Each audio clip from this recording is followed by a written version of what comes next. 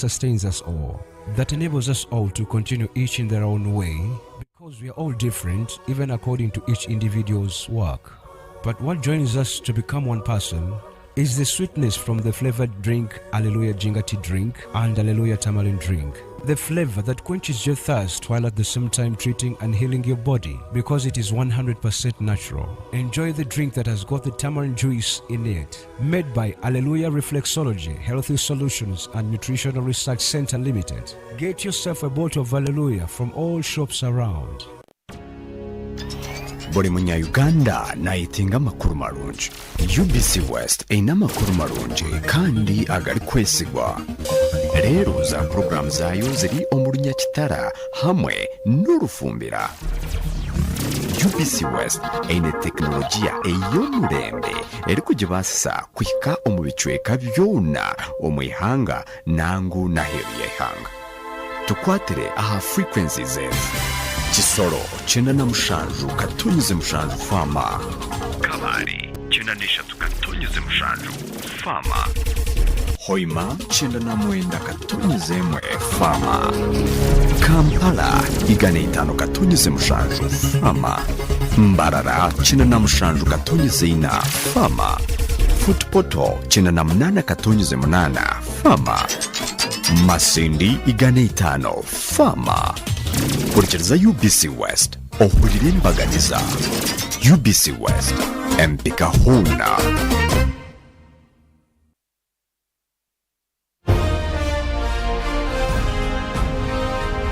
Live from UBC Studios in Kampala. This is Good Morning Uganda.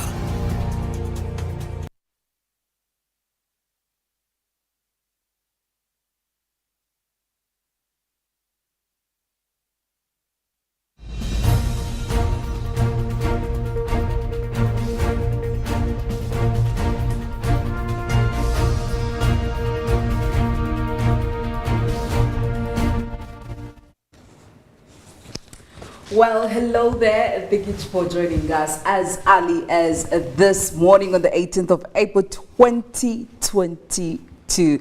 Happy Easter Monday, and yes, welcome back from the Easter weekend. It was quite a very long stretch all the way from Friday, and I'm telling you that we're going to be going through it. We want to know how you spent your Easter. We'll be sharing with you how we spent our Easter, and when I say our, of course I mean myself, Philomena, Mastiko, and Robert Kirabo, who is also joining me this early morning on Good Morning Uganda, where we're coming to you live from UBC TV over here at the auditorium just right at Nile Avenue. Good morning, Robert. Good morning, Philo, and of course our viewers. Thank you so much for waking up with us this morning. We know it's still a holiday mood, some bit of partying, because today is still a public holiday, Easter Monday. So all the way from Good Friday to Saturday, Sunday, and it is Monday. You're relaxing, you're enjoying. Of course, we know there are those that are calculating how to watch us, that are still having hangovers. Yes. You know, when I was coming to work, I saw a number of happening places. Actually, Revela still there. And of course, there's some scattering throughout the way, but just pray. I actually saw this on Friday. Everywhere that I was going through early in the morning, these places seem to be very busy. Or maybe because they knew the next day was a Saturday and it was going all the way till Monday. Oh, Ugandans. Ugandans can party. You might think that soap is not high. And though you cry about prices of commodity prices, you wouldn't think if you go to this place, at least this weekend I had myself a blast. Yes. I must say, from taking the family out, my son, then the nights were for Madame. I had a moment with my biker groups. So I want to tell you one thing I noticed. Yes. Every place was full to capacity. Oh, wow. Even kids playing places at the Disney World, that is a park for children along the Entebbe Road. But it was entirely full to capacity. Opens I was going to, nightlife, oh God. Yesterday, where I stay around 8, yes, there was jam because all places there were full to capacity. And I was like, okay, I think, sabuni bamukendeza or fuel prices were high. But also we cannot ignore the fact that this was the first Easter after lockdown. 2 years down the road, we were not able to go to church freely and in big numbers, large numbers, as much as we wanted. So I will tell you that this Easter Sunday, even Saturday, because I did go to Sunday, or rather to Saturday, to church on Saturday, where, you know, Catholics, we actually have that Easter Vigil Mass. So I did, and the church was really, really extremely full. And people were really at peace, although I did not see very many people wearing masks, like I will always say. When you talk about anything to do with soaps, yes, I want to tell you standard operating procedures long ago. And for us, when we pray, that is why we say the founders or our forefathers were wise to say, "Oh Uganda, may God uphold." You know, listen to our national anthem. yes. These people knew that there was a generation that was going to come, and only divine intervention would help. Because if you ask me today why we don't have anybody admitted in hospitals, you know, Yes. why we don't have people dying of COVID-19 in huge numbers in this country, I'll say the Lord has been faithful. I don't want to believe it's high rate of vaccination, because when I was interviewing Dr. Jane Ruther Chen Yes. about COVID-19, she said we want to have 70% of our population, not of the 22, but of the entire population. But as we speak, we don't even have 50%. So what are you going to use? What justification would we say, oh, this have been vaccinated? The answer would literally be no. So God is with us, for God and our country. The God of Uganda is alive and is risen and he rose. Oh wow. But Robert, you've mentioned quite a lot of things and activities that you did all the way from Friday. I did not hear anything like you going to church, stepping into church. Because you did not go to church, I didn't go Robert? to church. Why? I never go to church on Christmas. I never go to church on Honestly, I want Easter. to know the explanation I never go to behind church this. on Palm Sunday. I leave those days for the people who are so inconsistent. You know, Yeah. to have their time. I just stay home. I go on social media. My church usually has a service. That is Life Church Namasuba. Okay. We have a live service, so I follow online, because I noticed those days many people turn up to church. You know, there is literally no space. You're trying to say that even is- the main point of them going to church is not actually the ideal point. They're looking Some at come to totally show different off new things. clothes. Oh, come on. People don't do that anymore. I'm being honest. Some come to show off new clothes. Others come because it is Easter. Let me go to church. You know, it is just for fashion. Others come, and this is a category that annoys me and I feel pissed. Yes. Mostly these are the Anglican, the Catholics, politicians. They come, they are given time. And then they come, you're deep in spirit. Yes. Then he begins funny things. Of course, also now some politicians have gone that side, that you can predict. I can predict what is going to be said in the Anglican, the Bonag, about their message, what is going to. Yes. You'll hear community prices, you'll hear this. So you can predict. But these politicians, I usually ask myself, why do they only pray on those days? And then why are they given, first of all, an opportunity to speak to us? We want to hear from men of God. Yes. Then, so and so is around, honorable. You find the honorable comes, praise the Lord. Like you, man. But I'll tell you These one thing, other Sundays, Robert. because there are politicians we know that are really serious. I'll give the late Professor Apollon Sibambi. By then, I was studying, and I was at my uncle's place for the Reverend Canon. But it was very obvious. This man was a regular attendant at Paul Saint's Cathedral, Namirembe.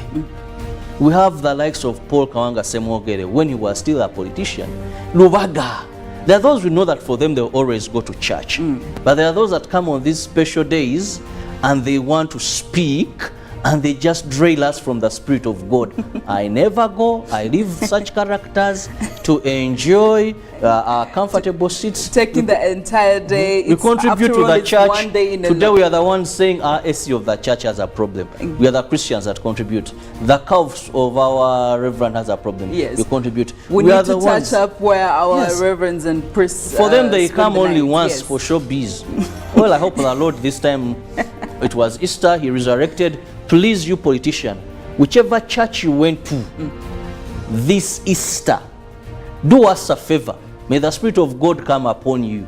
Make it your church. Make it a culture for you to be in church every day. Yes. Because that is when we are going to see transformation in our nation. When you are going to stop being corrupt. When you're going to stop passing decisions that are not in favor of us, the electorate. Because you will be going to church every day and the Lord will be speaking to you. But this once in a while, to show off nange and inamwe.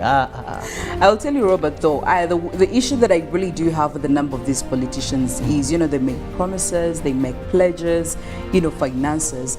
And if you actually to follow up, very few of them come to fulfill their commitments. They don't commit to the pledges they make. If you pledge like about 50 million Ugandan shillings to this church, I don't know, like you say, it's probably for showbiz, but, well, I don't know, but we hope you can fulfill your commitments and your pledges. But also the fact that you're not really happy about this, Robert, I will tell you, this is going to continue happening, especially on these big days, Easter and Christmas, because these are a few, like you said, a few people access these churches, or at least make sure to go to these churches. And definitely for any politician, they want to take advantage of the fact that they will have a platform to address a big mass of people who you haven't, by the way, forcefully pulled to come to you. And they have contributed nothing. And they've contributed nothing. So you a want to rally, take advantage of the fact that they're all here in the church, and you come and they give you the front seat. And of course, they will have to recognize you as the member of parliament who is around, because you're a VIP in a given moment. So I don't know, Robert, you're yet to deal with this. And for me, I want to remind them, members of parliament, during the national celebrations regarding the life of the fallen speaker, Jacob Olanya, the Archbishop of the Church of Uganda, I remember very well, he said Jacob Olanya loved God. And even when it came to contributing towards the church house project, which was built by funds from Equity Bank, and now the Anglican Church has a debt to pay, Olanya contributed 100 million. He paid it. Yes. And he said, many of you members of parliament pledged, but till now, we're waiting. Not a penny has been seen. So in honor, we heard you talk about Jacob Olanya with so much, so good, how unique he was. He said, if you really meant what you said, it is time you fulfill your pledge. Had those 50 million, 15, 20, please. The man lived an exemplary life. He had fulfilled his pledge. I'm just reminding you. Well, we'll leave that up to you. If you're the politician who went to church and you made a pledge, make sure you follow through with that money. You made promises, well, the responsibility is yours to make sure you fulfill the promises. I'll tell you, your people never forget. They absolutely never forget. They will keep reminding you over and over, 1 month down the road, 5 months down the road. You better fulfill that promise. And that's why I love the Muslim faith. One time I went to bury a friend of mine who was a Muslim, and this man had pledged, I think, about 5 bags of cement and some, I don't think it was iron sheets, but it was construction of a mosque. It was in Masaka there. He was a very known journalist. And you know what happened? The local leader of that mosque whispered and said, we are not going to bury this person if we've not paid this debt. And I think it's what the Muslim faith do. Yes. I want to tell you were mourning because he was a colleague, to some of us he was a boss. We had to raise 3 million shillings. You don't go with a debt unless someone says it has to be cleared. It has to be cleared. Wow. Money was gotten there and we had to pay that debt. I think all churches should really adopt that system. Well, we pray for you when you died, pledging 50 million towards the building of the church, and you've never. Then we have a service for you.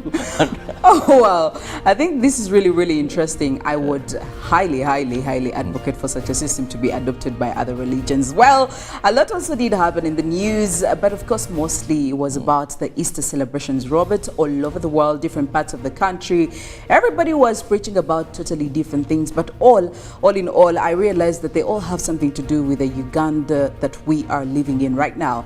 And of course, we'll be taking you right now to some of the stories that did make it to our newsroom. Of course, that is from last night, both locally and internationally.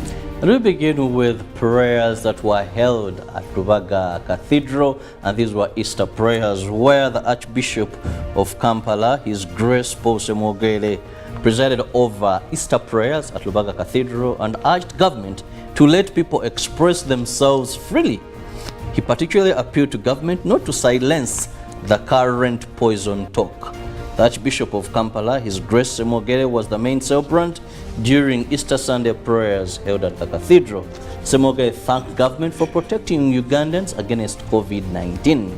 The Archbishop particularly said the discussion regarding Jacob Olanya's death shouldn't be silenced. Speaking during the Mass, the Cathedral of Uganda, Charles Peter Maiga criticized the manner in which coffee marketing is being handled. The Easter Mass attracted politicians, members of the clergy, and hundreds of Christians. And relatedly to the Anglican faith now, the Archbishop of Uganda, His Grace Dr. Samuel Stephen Kazimba Mugalu, thanked Christians for renewing their faith in God as they celebrated the resurrection of Jesus Christ. Kazimba was leading Easter Sunday prayers at All Saints Cathedral, Nakasero. The Archbishop of the Church of Uganda, His Grace Stephen Kazimba Mugalu, officiated this year's Easter celebrations at All Saints Church, Nakasero in Kampala. He thanked all Ugandans for deliberate efforts that was put to stop COVID-19 from revamping the entire country. Kazimba advised Christians to use Jesus Christ's resurrection to renew their faith. Kazimba, however, criticized the increasing level of acts of land grabbing, corruption, and bribery. Easter Sunday is celebrated in memory of Jesus' resurrection after crucifixion. Still on Easter, we now head to the born-again faith, where the head of Miracle Center Cathedral Church, Pastor Robert Kayanja, urged Christians to follow the footsteps of the risen Christ. He was leading prayers at a crusade organized at Zoe International Ministries in Kira Division. Places of worship were full to capacity as believers celebrated the resurrection of Jesus Christ. At the crusade held at Zoe International Ministry, the leader, Miracle Center Cathedral, Pastor Robert Kayanja, advised Christians to cherish and embrace the resurrection of Jesus Christ. Pastor Kayanja also lauded government and URA for levying taxes on commercial buildings and infrastructure, saying it will boost the economy and development of the country at large. The lead pastor, Zoe International Ministries, Apostle Geoffrey Okenya, asked believers to trust in Jesus at the time he has risen from the dead. Meanwhile, Good Samaritan members of St. Mathia Murumba Catholic Parish have donated sugar, soap, and salt to refugees from Congo, Rwanda, and Burundi, among others. The coordinator, Good Samaritans of Hope, Jimmy Byaruhanga, highlighted on why they chose to give back to these communities.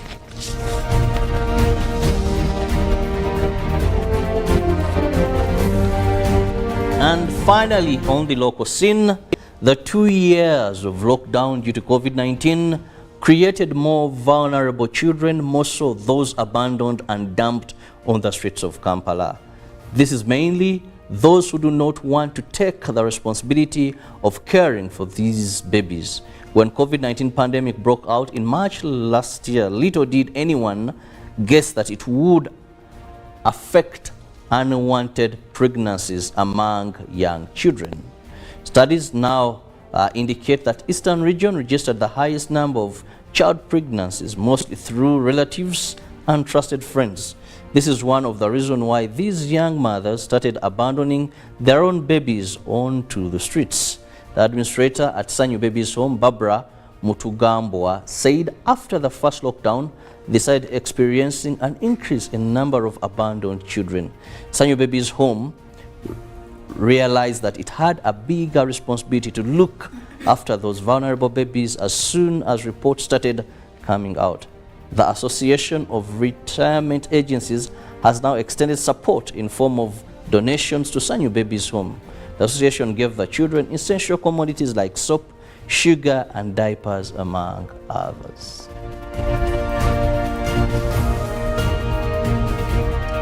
Now moving on to the international news, we take a look at Shanghai, where China reports 3 dead in latest COVID outbreak. China has reported the deaths of 3 people from COVID in Shanghai for the first time since the financial hub entered lockdown in early April. A release from the city's health commission said the 3 people were aged between 89 and 91, had several comorbidities and were unvaccinated. Until now, China said no one had died of COVID in the city, a claim that has increasingly come into question. A strict lockdown in the city has stoked anger among Shanghai residents. And in recent weeks, many residents have taken to social media to complain about the restrictions and the lack of food supplies.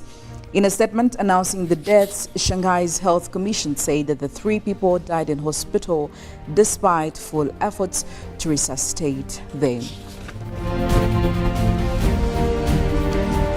And the death toll from Pakistan's military air raids on targets in the eastern Afghanistan provinces of Khost and Kunar on Saturday has risen to at least 47. This is according to officials. 41 civilians, mainly women and children, were killed and 22 others were wounded in airstrikes by Pakistani forces near the Durand line in Khost province. Shabir Ahmad Osmani, Director of Information and Culture in Khost, told the AFP on Sunday.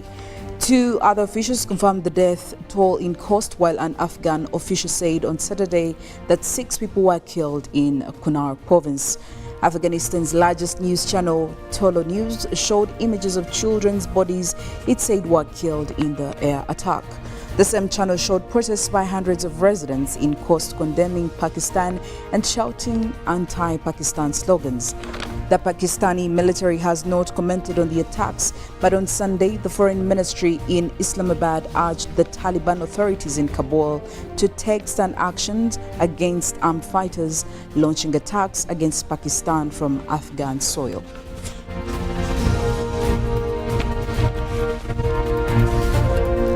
And back in Nigeria, the Nigerian Air Force says it has killed more than 70 ISIS-affiliated fighters in the north of the country at the border with Niger in an air raid.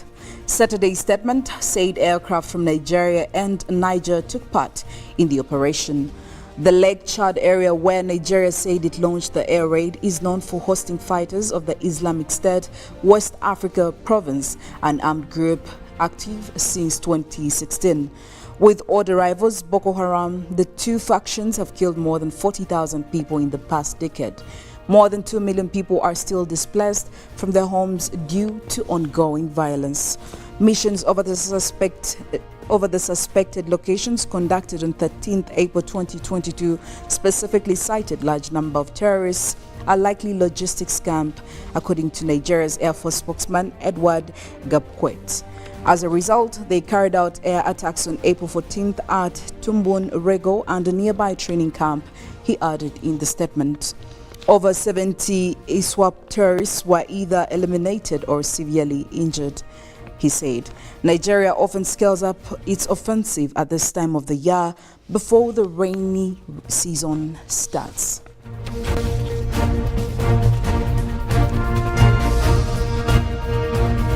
Well, Robert, I'll tell you something that really got my eye, and it made me actually think that we are yet to face quite a number of these issues. The story where they did talk about how the number of abandoned babies is growing. I mean, it's after COVID-19, we saw quite a number of unwanted pregnancies happen. But you see, the sad thing is that most of these pregnancies, especially on these young girls, it was because of trusted friends, even relatives. I don't know why, but we saw quite a number of these cases, and it made me think, who are these people we surround ourselves with, our children with, you know, family, friends, how you actually say, because I remember back in the, you know, in the day, you would actually try to say, these are my cousins, these are my friends, when they're actually family friends. But again, after seeing all that happened, all the absurdities that did happen during the lockdown, I'm starting to think that people are going to become more individualistic again, and you just have your children, lock them up in the house, go and do what you're supposed to do and come back. Because now I feel like you cannot trust anybody, even your own relatives. It's really, really sad, because you cannot trust your daughter with them, you cannot trust your son with them. I don't know, Robert. I don't know what we're going to do about this. But again, even after COVID-19, we are yet to see quite very many other things. I feel like we are just beginning. This is like the first year after, the lockdown was lifted. Yet a lot are yet to come out. And they may not be good things. We're already seeing the economy really playing us so bad. And our families, our children, education, it's really bad. I cannot really say COVID did a lot of good. And it did bring some good, but I don't know. It's still questionable, Robert. I don't know where we're going to go with this. And this brings me to a question that I want our viewers to respond to. How best should parents protect their children this holiday season? How best should parents protect their children this holiday season? I want to get your views, your opinions on this. Please go to our various social media. Philo has given you the background to our poll question this morning. How best should parents protect their children this holiday season? Philo, most of the time we talk about COVID, but there wasn't a direct connection between COVID and pregnancy. It wasn't that maybe when you have a family member who is suffering from COVID or contracted COVID, then the daughter in that house becomes pregnant. Absolutely not. So COVID wasn't there's no sexual transmission that all, whatever you want to connect it, but there are factors that we believe that could have resulted into this. Now, the biggest problem comes at a time where many parents have given up their responsibility. Even the old days, time was still hard. I was speaking to one older person and I had this talk, those good days. But he told me, Robert, what you want to call good days, many people did not even have bicycles. Just this bicycle. He told me there are many people that were sleeping in grass-thatched houses. Many people could not even afford school fees. He told me life has never had good times. All times were challenging. But one thing we mastered were community was responsible for every child. That is why someone would discipline you if they found you eating sugar cane along the way. Yes. You would know that it's not only my father, my mother who is going to hold me accountable. They'll beat me. They'll go and tell my parents home. So society was still a bit together. Maybe we didn't have this high population. But also parents treasured their children. Today, the world has split us, that many times parents, we think it's all about providing school fees and essentials at home.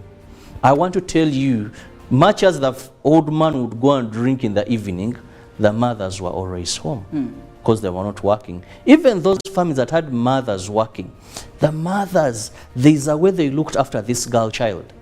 They had talks. By then they would send her maybe, if she began her menstrual cycle, go to your auntie. And it was a hard talk there, The mother would always tell her, my daughter, if you get pregnant, it is shame, it is humiliation, Yes. It is, the father would also still do the same. Wow. Today, mothers are busy, fathers are busy. You ask a father and he tells you, but what do you want from me? I pay school fees, I pay rent, I leave money for clothes. What have I not done for you children? But he forgets that there is another young man who is going to be a husband the next day. Oh, wow. That needs a fatherly touch to tell him, yes, the little money you get, learn to save. One time you're going to be a man. The little money, behave like this, you're going to be a father.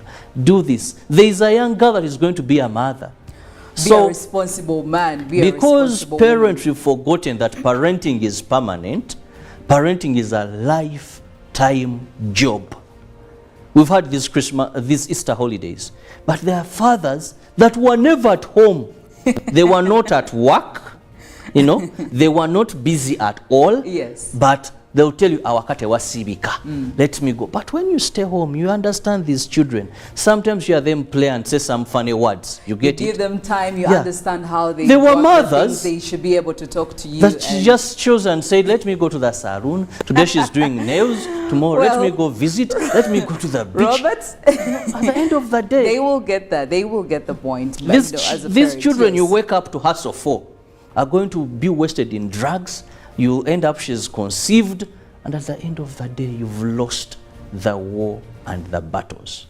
Well, there you go. We're going in for the inspiration song on this Easter Monday. When we get back, of course, it will be the newsreel. Me and Robert will be taking you through that right here on Good Morning, Uganda.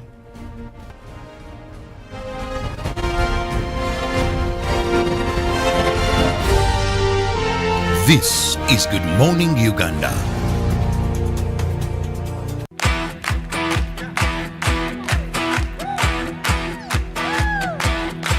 Here we go.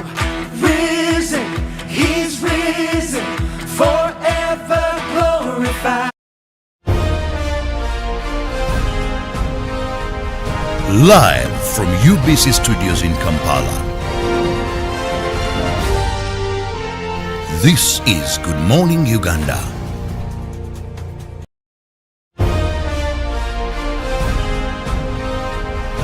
Live from UBC Studios in Kampala. This is Good Morning Uganda.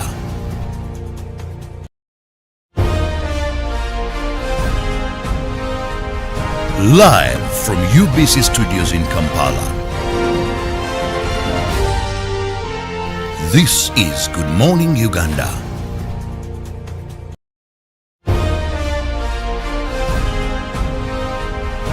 Live from UBC Studios in Kampala. This is Good Morning Uganda.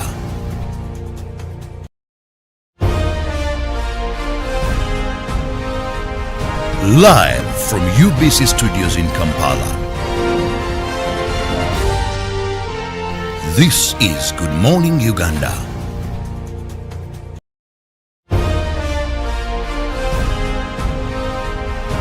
Live from UBC Studios in Kampala.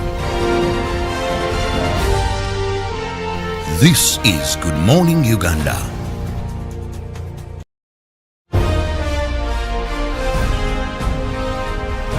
Live from UBC Studios in Kampala. This is Good Morning Uganda.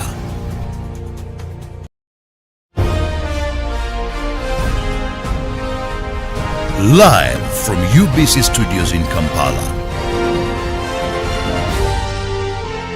This is Good Morning Uganda.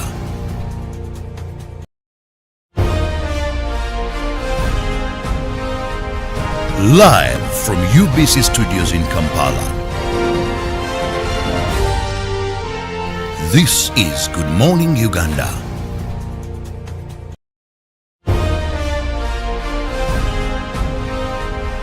Live from UBC Studios in Kampala. This is Good Morning Uganda.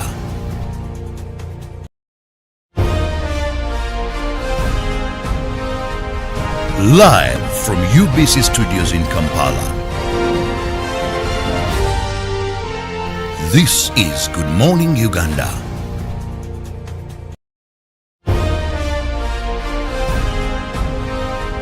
Live from UBC Studios in Kampala.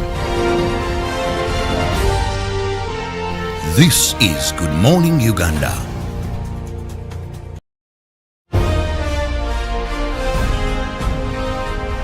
Live from UBC Studios in Kampala. This is Good Morning Uganda.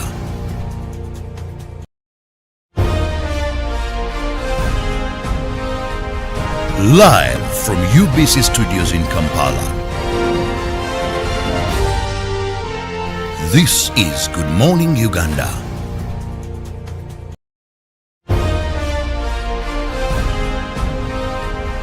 Live from UBC Studios in Kampala. This is Good Morning Uganda.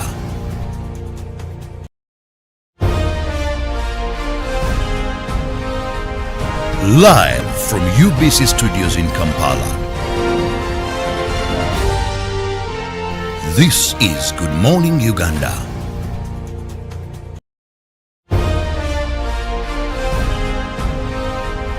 Live from UBC Studios in Kampala. This is Good Morning Uganda.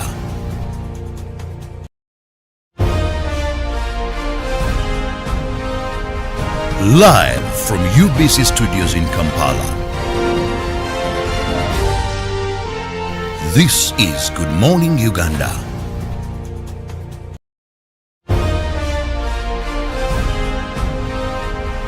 Live from UBC Studios in Kampala. This is Good Morning Uganda.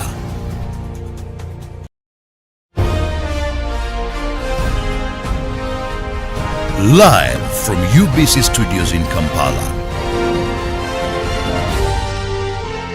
This is Good Morning Uganda.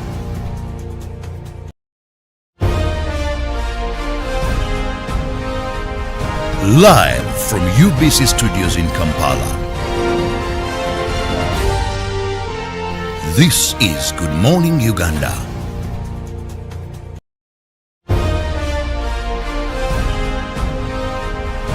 Live from UBC Studios in Kampala. Tulantende ku program obulamu bwo.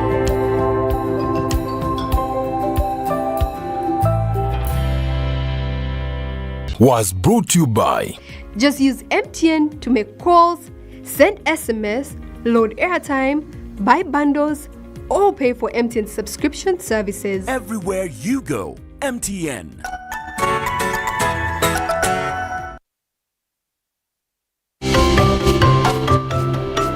Total Energies has undertaken a number of initiatives aimed at ensuring that Ugandan entities and citizens are adequately equipped to participate in the oil and gas sector. In 2012, we started working with the Total E&P until 2019, where we worked on the replacement houses and we delivered 30 houses for the people who were being relocated from the industrial area.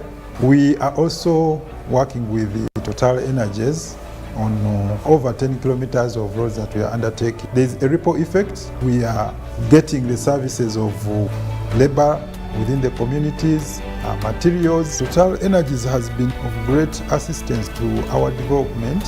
We've expanded our plant and equipment, we've developed our human resources, and we've also improved our management skills. Total Energies EP Uganda is committed to the empowerment of Ugandans to take an active part in the overall development of the oil project in Uganda.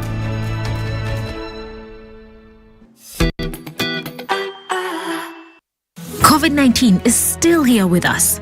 As Professor Maggie Chigozi states, the time is now for all of us to get vaccinated. When we have one person who's not vaccinated, it affects everybody around them, most especially the ones close to you. Keep your family safe. Anyone right now who's over 18 should go and get vaccinated. Because of the new COVID-19 circulating variants like Omicron, it is very important for all of us to be fully vaccinated with 2 doses of the same vaccine type. It's only those getting Johnson & Johnson who receive only a single dose to be fully protected. Even after vaccination, continue to adhere to all SOPs by wearing a mask properly, covering your mouth and nose, washing your hands regularly with soap and clean water, or using an alcohol-based sanitizer, maintaining physical distance of at least 2 meters from others, and avoiding crowds. Echa COVID-19, chija kugwa. This message is from the Ministry of Health with support from UNICEF and partners. Even with my grandson, a doctor at my side, I struggled to get the help I needed. But he saw something that day. He began to work day and night. He wouldn't quit, even when people said no. He wouldn't stop fighting. He knew.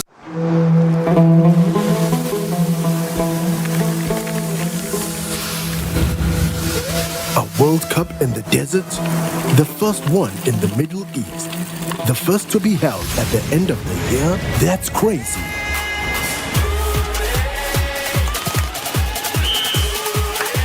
Get ready for spectacular moves, high-flying saves, unbelievable goals.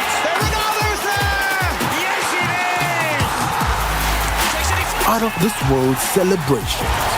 Would you believe it? What a moment here! All 64 matches live. That's over 5,000 action-packed minutes of the FIFA 2022 World Cup Qatar. Now that's crazy. Catch all the action only on SuperSport, your world of champions. On Go TV. Love it. Get connected today with the My Airtel 4G smartphone and enjoy free data for 1 whole year worth 86,500 Uganda shillings. That's free 2 GB for the first month and free 1 GB for the next 11 months at only 250,000 Uganda shillings with free data for 1 whole year worth 86,500 shillings, making the effective price of the 4G phone 163,500 shillings only. Airtel, the smartphone network. Good morning, Uganda. January 2021. Good morning, Uganda.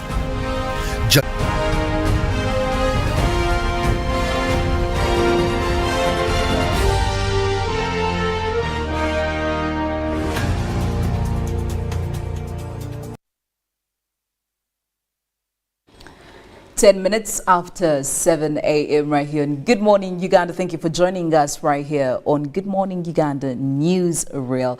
It is the 18th of April 2022. Now, before we dive into the discussion, myself and Robert Kirabo over here, I'll just remind you of our poll question this morning that is running on our social media, and that is, how best can parents protect their children during this holiday? How best can parents protect their children during this holiday? Regarding the discussions we had a couple of minutes ago concerning our children, their safety, and from what we saw during the COVID-19 lockdown.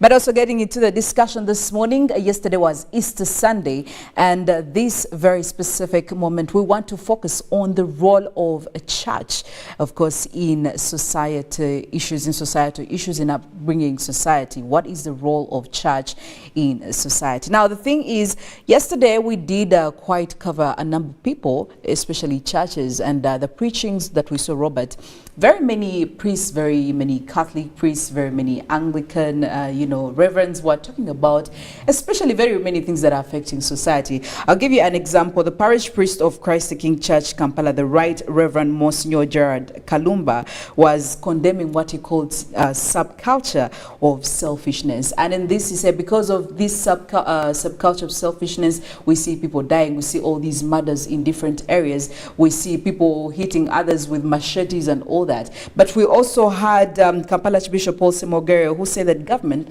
should actually not stop anyone from talking or making comments about the prison scandal. Of course, this is in regards of the late Speaker of Parliament, Jacob Olanya, who passed away not so long ago, and we have seen what has come after, all these claims that have come to, air and all that. But which brings us to the general importance. Do you actually believe that the church plays a big role in society? If there is anything that can be influential in this world and has power, it's the church.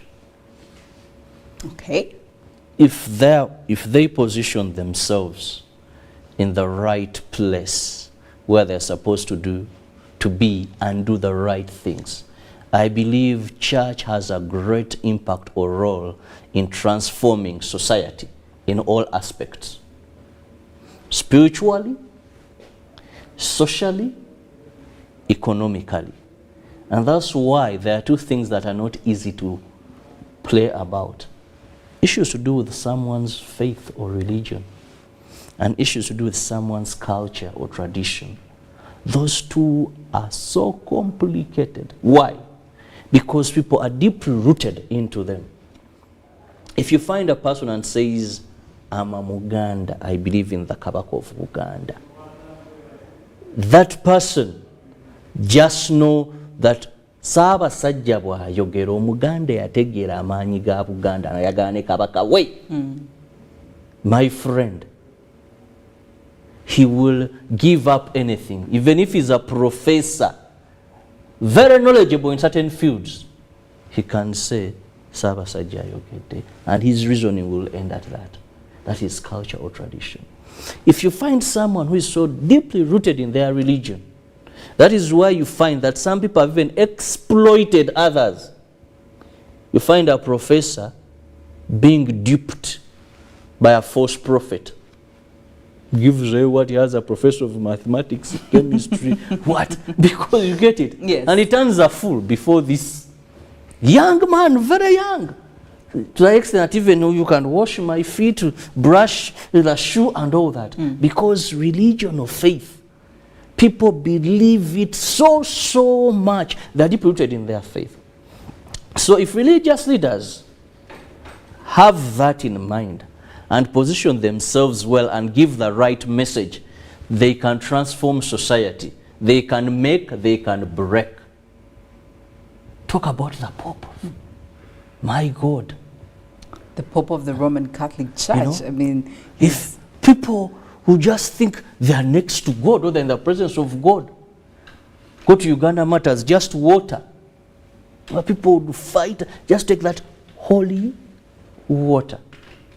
So that is how powerful religion is. Now, its impact. When a religious leader says something, people follow. People follow. That is why today we are seeing religious leaders not only taking on ministry and preaching the gospel. Easter wasn't about repent, Jesus has resurrected, let's resurrect with Jesus Christ, let's turn away from our evil deeds. That traditionally was their mandate. There's so much evil happening, they speak to the inner man, the spiritual man. But we are seeing them now going as far as shaping society because they are saying certain things that are not moving in the right direction. And God has placed them there to ensure that they use the power of the positions, of the anointing they have, of the leadership skills. And I believe this is a call for you to be an archbishop. It's not just because you've gone to theological colleges, but there's that calling. For one to be a priest, there is what they go through, theological training and all that. So when we see them today, look at prices going so high. And if the Archbishop of the Church of Uganda speaks about this, the Archbishop of Kampala Diocese, who is the Catholics in this country, all join hands, all join forces, and they're speaking about high commodity prices, then we believe government, because everyone has a faith, they have something they actually believe in. They have in. some cultural roots that they take to heart. And they listen to these people. So it causes them to think twice. Is the message related around costs of commodities, essential commodities? The church has spoken. The only problem is sometimes the church also has been compromised. Which was actually bringing me to the next point of discussion. Yeah, that when they speak, sometimes because of, you know, Philo, if someone holds you in high esteem, yeah, and slowly by slow, you begin doing funny things. It's like a father in a home where children fear you, they respect you, they love you. Then the next daddy comes, he's drunk, he's urinated, trousers, this. Slowly by slowly, you move away from your position. So to a certain extent, the church may not be listened to as previously because they have compromised themselves. Some of them have gone to the extremes and forgotten their position. Some of them have not been non-partisan. And I love the fact that you're talking about position. Where would we actually place the church in? What would be their ideal position when you look at Uganda as a country? Because someone would believe probably their advisors or the people who speak on behalf of the, the public or, on behalf of their congregations. How would you position the church if, if somebody actually came and asked you that? How would you position the church? I would say the church is slowly by slowly shifting from its would-be position. If you remember the Roman Catholic Church, the Catholics that were in this country 3 decades back, that is about 30 years I'm talking about, how they had positioned themselves by then. Even if you go to the Anglicans, the situation has been worsened by the coming in of the born-again faith, where many times these sacred places, these men that had dignity, men that were trustworthy, men that would rely on, have slowly and slowly shifted from their position. So to me, I think that is where the problem is coming. That the church of today I want to tell you, previously it would be hard for you on a pulpit to hear a priest going to the extremes in terms of politics. They were non-partisan. Yes. They would give you both sides of the coins. They were like councillors, and they leave you to decide. We've just had elections. They play the neutral card. They play the neutral card. So they would speak to everybody and be accepted. You know, the moment you become partisan, you've compromised yourself. That when you would speak and Philo would listen to you and say, the priest has spoken. Now they begin seeing you in sides, that you're not neutral. There's so much that happened in Masaka there, priests showing these sides and sides and this. So politics has messed up the church to a great extent. That their position where they were, they have now reduced. Because a priest I would respect, a reverend I would respect, a pastor I would respect, and so I'm going before a man of God, and this man of God is going to speak words of value and importance to me. As long as I begin calculating, now this one is moving away from the truth, but is just trying, they have lost it. 2, finances. We've had a number of issues regarding mismanagement of finances. In these mismanagement of projects, yes. And you know, when you have financial mismanagement, when we have corruption, some churches are good at covering. But you see, with the journalists available and all this, certain things come out. Yes. Some play them and they keep the dust under the carpet, but to some time. So all these, now people begin wondering, where do you get the moral authority as church to condemn, to speak against corruption? When your house is dirty. When your house is dirty. Yes. So you don't have the moral authority. Where do you get the moral authority as church to condemn the opposition, to condemn the government, when we know that the person speaking is sidelined or is linked to this side? Then we go sometimes also to these marriage and family scandals. You know? Yes. As church, many men, many women of God. At the epitome of church. I don't want to point out, but we all know, we've seen. Today there is a huge battle going on between 2 pastors. One is in Rubaga, one is in Makerere. So, hey, what is happening? One, we had one who came out and apologized. Yes. That I sinned, I fell short of God's glory. I even have a child, and this happened. So these are all things that have gotten the church from its position. We've had scandals and they tell you this one, that one. Sometimes even gifts. These people have been, you're now this level, there is a car, there is this. And you see, at all these, they are moving away from their position where initially they would speak with authority. They had the moral authority. They had the dignity that when church spoke, oh, we would tremble. Saba Sumbayo get day. Archbishop Msumbayo get, we would tremble. Parliament would almost say, but even this was said.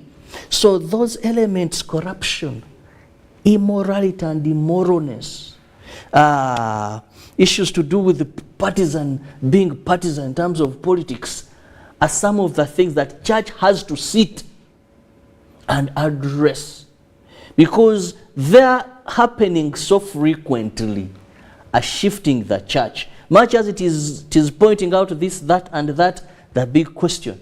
One will tell you you're on church land, but to sense. Then tomorrow you're talking about land grabbing. Those on church land, yes, how are they being treated, if they are? So these are issues that the church is having a problem. However, I must commend it. In terms of health, the church has done great. Many hospitals, we go to a church-founded hospitals, and they are still running. When we talk about schools, a number of schools in this country that are church-founded, yes, and they are doing very well. You know, yes, we have some that are performing very well. Of course, there's some compromise where they say the cutoff is these points, then a celebrity's child enters at lower grades. Those are issues for another day. You know, when we go to agriculture, I want to tell you, if you, for example, go to many of these places where nuns are and brothers and all that, if you look at best pig breeds, if you're looking at best farming practices, cows, this, go to those places. Church has had a number of projects, and we want to commend them, that they have done, and they have shaped and transformed society. Church has looked after orphans. Church has looked after vulnerable people. Go to Narukorongo here. The Good Samaritans, Bakateyamba. So there you say church has done it so much and so much. And also sometimes church has spoken truth to power. Yes. Whether you want to hear it, whether you do not want to hear it, they will say it anyway. Objectively, I want to say this. Truth to power objectively. Where they have come out, and maybe what would be hard to be said. Like we had the head of the Catholic Church. Yes. We just read the story. He came out and said, do not silence people on this. Let them speak what they speak. Let them speak their hearts out and their minds out. Whatever comes, you need to address it. And then maybe find out. Maybe you never know something. But so, also, Robert, I love the fact that you talk about that, because now that would bring me to the next question. Are there certain areas, or are there certain boundaries that should be set for the church, or should they actually be able to talk about anything and everything? Because, we're in 2022, and we've had a number of issues come up, and we've faced new issues as Uganda as a country, and we have seen some of the church members come out to speak about them, indeed, like you said, objectively, whether you want to hear it or not. And a number of masses, also a part of the mass actually believes that maybe this is not your area of jurisdiction. You have nothing to say about this as a church. So is the church crossing boundaries? Anyway, do we have boundaries for the church to begin with? We do have boundaries for the church, more so in politics. At no time should the church participate in partisan politics. Yes. That I'm standing as a member of parliament. Because I'm a member of parliament, you hear that Pastor Robert Kayanja supports Robert Kirabo. I'm standing for Rubaga. Or if I'm in Butambala, that Mufti so and so, head of that mosque, has shown that this is the person we are supporting. Yes. We shouldn't see posters all over church. We shouldn't use pulpits to campaign. So that those are limits that at no time should church go there. Because the moment it goes there, it is going to find problems. We celebrate Janandumu, and so much is done. I was speaking to one person who lived under Amin's regime. Yes. Just mention one name, is now a presidential advisor, I think, Nasu. And he told me, you see, by then in Amin's view, this was politicized, this was politics, And he said, this man at one time thought, and when you read in some of the books that were written, that maybe this person was working with some group to overthrow him. So, when church meddles in politics, that is where I would say it is a no-go area for church. But all other aspects, church should be led to participate. And even if they are to go into politics, it should be very objective in a very non-partisan manner. Because I'll tell you, Philo, I've learned that I can say anything, but depending on how I package it. Absolutely. Can even abuse a person. And doesn't sound abusive, But how you package. So, how you come out to bring your point. I can say so much. But when what I've said, you can't find where to hold me accountable. But the message has been delivered, So is the church actually do you think the church is doing that, or it's doing it the wrong way? That is why sometimes you hear politicians telling the church, stay in your lane. This you don't understand very well. That is why sometimes when the church is for, it is praised. When it is against, it is, there are times the opposition will clap and dance. The church has shown support. There you hear government. When the church is this side, you hear. So how do they create this balance? I want to say currently the church has performed 50-50. 50-50. And I must say that they must sit and check themselves. How are we doing this? Away from the fundamental roles that the missionaries established when they were bringing church or Christianity in this country. Because the missionaries came with hospitals, they came with schools, they came with a few projects aimed at poverty. And this the church has clung on till now. So modern day church, how do you evolve to remain relevant? And how do you sail safely throughout the tides that are moving this time? That is a big challenge for church today. Otherwise, many times I sit on TV, I watch news, and I want to hear what has been said in Namirembe, what has been said in Lubaga, what has been said at different born-again churches where sometimes it is very complicated there. At the end of the day, you make a judgment. Yes. Okay, it is Easter. One would say, would expect all churches to preach about revival, spiritual transformation. But even when you look at what was captured most, isn't that? Most has been parenthood, which is very important. It has been the situation in Karamoja, dominating. But they had an idea about what was happening. So as long as they hold. That's why in journalism, you can even predict the scripts. Then the other was escalating prices. You know? Yes. And now, least, but maybe not less important, was the resurrection of Jesus Christ.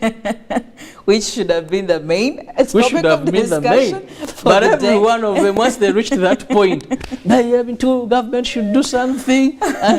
Well, there you go. We're looking at the role of church in shaping the society over here on the Good Morning Uganda Newsreel. And we're trying to discuss and see how far the church has gone. What are they doing? What are they not doing? What's really hindering them to make sure that they achieve this 100%? But also just to remind you of our poll question this morning is how best can parents protect their children during this Easter holiday? How best can parents protect their children during this Easter holiday? Now, Robert, there is something interesting that a certain church, actually it is the Bishop of Central Busoga, that is Patrick Wakula. He did talk about something very, very major, an issue that really talks more about me and you as journalists. And he said, look here, journalists, we appreciate the work you do. We appreciate the time you put in to protect and inform the community. I mean, we cannot live without you people. But you're also ignoring your families. Okay, you have let them go. You have left your responsibilities as parents because, yes, you're a journalist professionally, but you're also a parent, you're a family member, you belong to a certain family. You have foregone your responsibilities.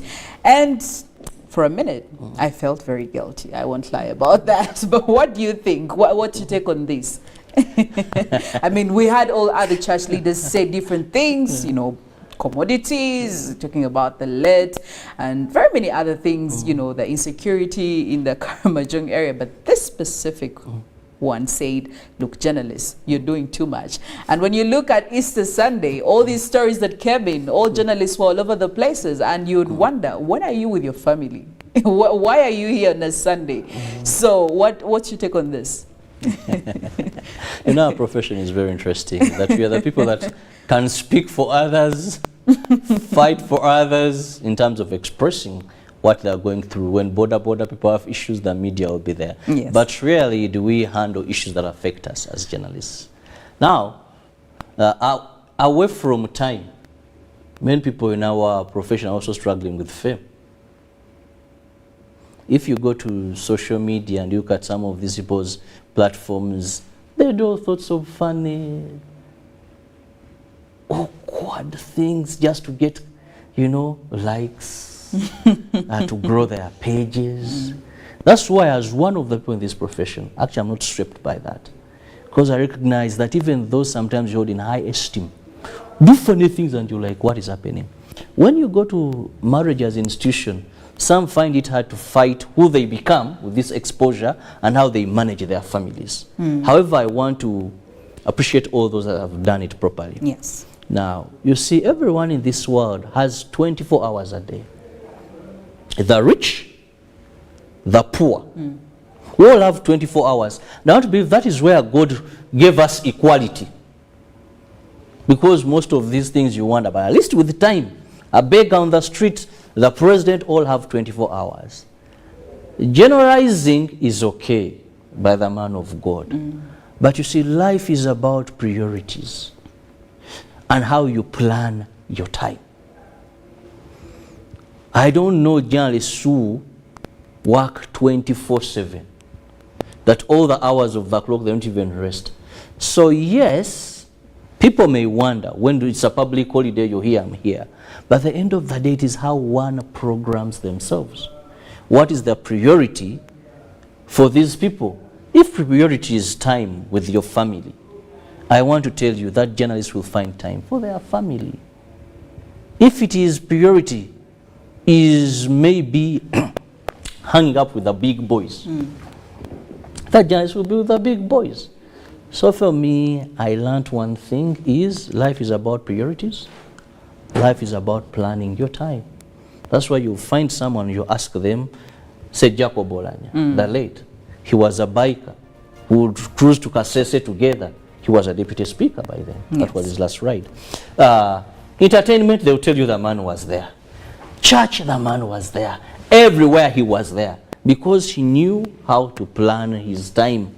Young people in universities, young people in this profession, if you fail to balance your time right, then you're going to be that person who will say, all my days I was at work. I know journalists who are good farmers.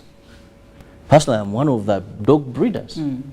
At no day do I fail to find time for my side business. Yes. I know some that are good in sports. And you would wonder, these are people, they are reporters, they are doing this. So it's all about how you plan your time and what are your priorities. What you choose as your best. And I know those that always drinking. Drinking. Every time you call, and they're only sober when they're on their place, workstations. I don't know about that. I don't know about that, but views expressed by Robert are clearly his own views. I'm speaking as a journalist, they are factual. Well, there you go. You need to learn to prioritize your time. He actually did say that journalists are giving a lot of time to their work and they're ignoring family. And I mean, we know what happens when you ignore family. At one point, we have been talking about here, me and Robert, a couple minutes ago, how we as parents have actually the big blame to take. We have completely let go of our families, our children, and that is how we see very odd things happening in our homes. So prioritize, like Robert says, and you will have your life in check and your schedule, if I must say that. Well, that's it for the news reel this morning. But of course, Good Morning Uganda still is going on all the way till the hour of 9 a.m. And shortly, I'll be giving you some of the traffic updates, what is happening on the roads on this Easter Monday. Are they busy or not? And you could plan accordingly if you're planning to come to, town. And of course, we'll be getting into the GMU agenda, where we'll be having Reverend Canon Miwanda Njagala, who will also be talking more about the Easter Monday celebrations. Today is Easter Monday, the last day of the entire public holiday, all the way from Good Friday, Saturday, Sunday, and Monday. Definitely working days. The working schedule will be resuming tomorrow. Well, Good Morning Uganda. We'll be back shortly.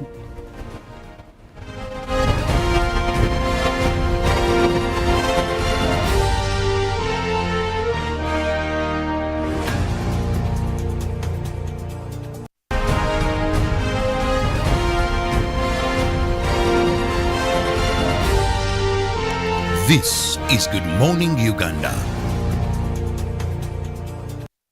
Get connected today with the My Airtel 4G smartphone and enjoy free data for 1 whole year worth 86,500 Uganda shillings. That's free 2 GB for the first month and free 1 GB for the next 11 months at only 200 450,000 Uganda shillings with free data for 1 whole year worth 86,500 shillings, making the effective price of the 4G phone 163,500 shillings only. Airtel, the smartphone network. Even with my grandson, a doctor at my side, I struggled to get the help I needed. But he saw something that day. He began to work day and night. He wouldn't quit, even when people said no. He wouldn't stop fighting. He knew COVID-19 is still here with us. As Professor Maggie Chigozi states, the time is now for all of us to get vaccinated. When we have one person who's not vaccinated, it affects everybody around them, most especially the ones close to you. Keep your family safe. Anyone right now who's over 18 should go and get vaccinated. Because of the new COVID-19 circulating variants like Omicron, it is very important for all of us to be fully vaccinated with 2 doses of the same vaccine type. It's only those getting Johnson & Johnson who receive only a single dose to be fully protected. Even after vaccination, continue to adhere to all SOPs by wearing a mask properly, covering your mouth and nose, washing your hands regularly with soap and clean water, or using an alcohol-based sanitizer, maintaining physical distance of at least 2 meters from others, and avoiding crowds. Echa COVID-19, chija kugwa. This message is from the Ministry of Health with support from UNICEF and partners.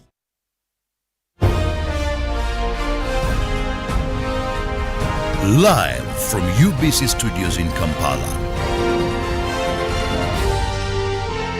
This is Good Morning Uganda.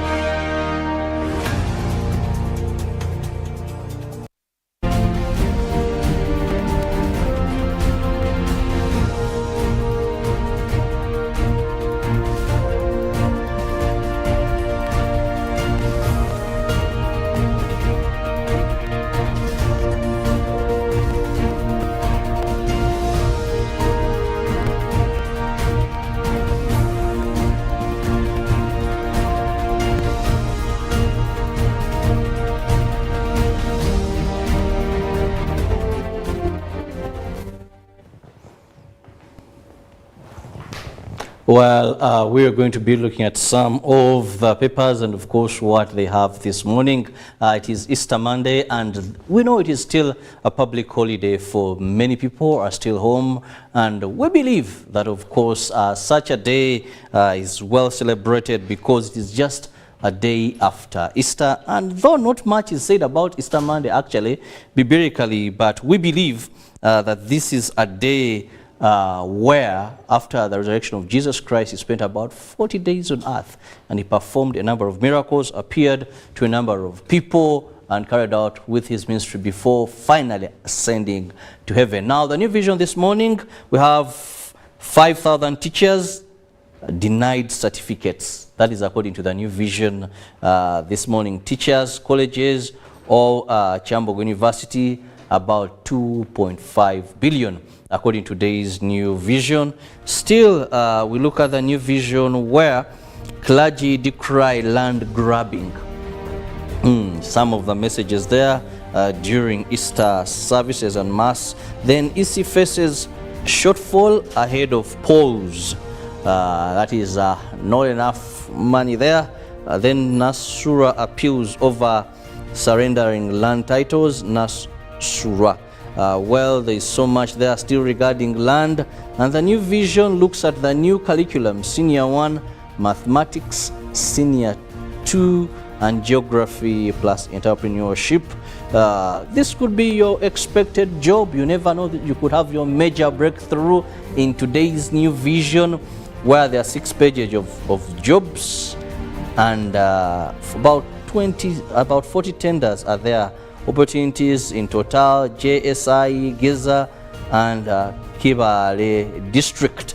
They have something that you can find in the New Vision this morning, but also so much regarding how best parents should look after children this holiday. And we know holidays have proved not to be safe for children. So parents, there they are. Please ensure they report back to school safe and sound, just like you bought them when they were coming for holidays. Well, those are some of the papers we are able to look at today, the New Vision, and of course you can get more when you get a copy of the dailies. I'll now leave you with Philomena to take you through the roads, and we know how fast you can get to your destination and which are some of the roads you should avoid. But before that, I will not leave without looking at what is transpiring in the Daily Nation this morning, where we see Lonely, the top, that is Uhuru, Isolated Man. That is our paper, the sister paper of the Daily Monitor in Nairobi. We also look at more regarding relax, we will have a smooth transition.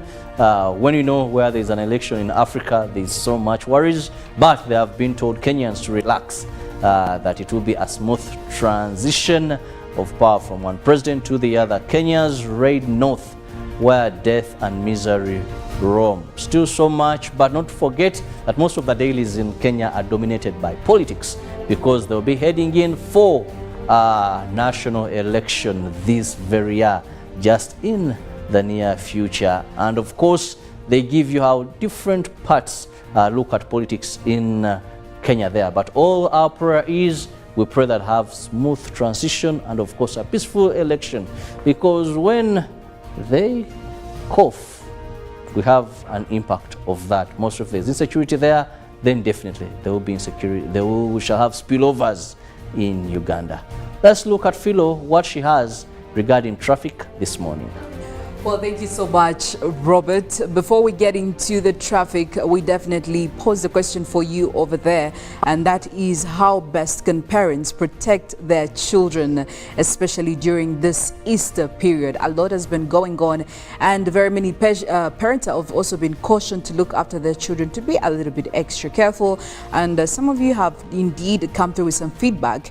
And Arnold Butabalwa, you're saying parents need to be very careful with the people they leave their children with, especially parents who are busy 24/7. Thank you so much. And coming in from you, Juliana, you are saying that sometimes we are very reckless as parents, so we need to give our children some time to see us, and we are able to talk to them about the important issues that affect them in our society. Thank you so much, Juliana. Keep the feedback coming in as we go on. But also taking you to the roads this morning. It's Easter Monday, it's a public holiday, so it's not really a surprise that most of the roads are very clear concerning the Kampala city center, and I'll be focusing on some of these areas, around the Kampala division. Maybe just to start off, if you are trying to access the city center or even trying to leave it this morning, well, it's a very freeway for you. I'm talking about the Nile Avenue. That is after you have taken a detour of Yusuf Lule Road.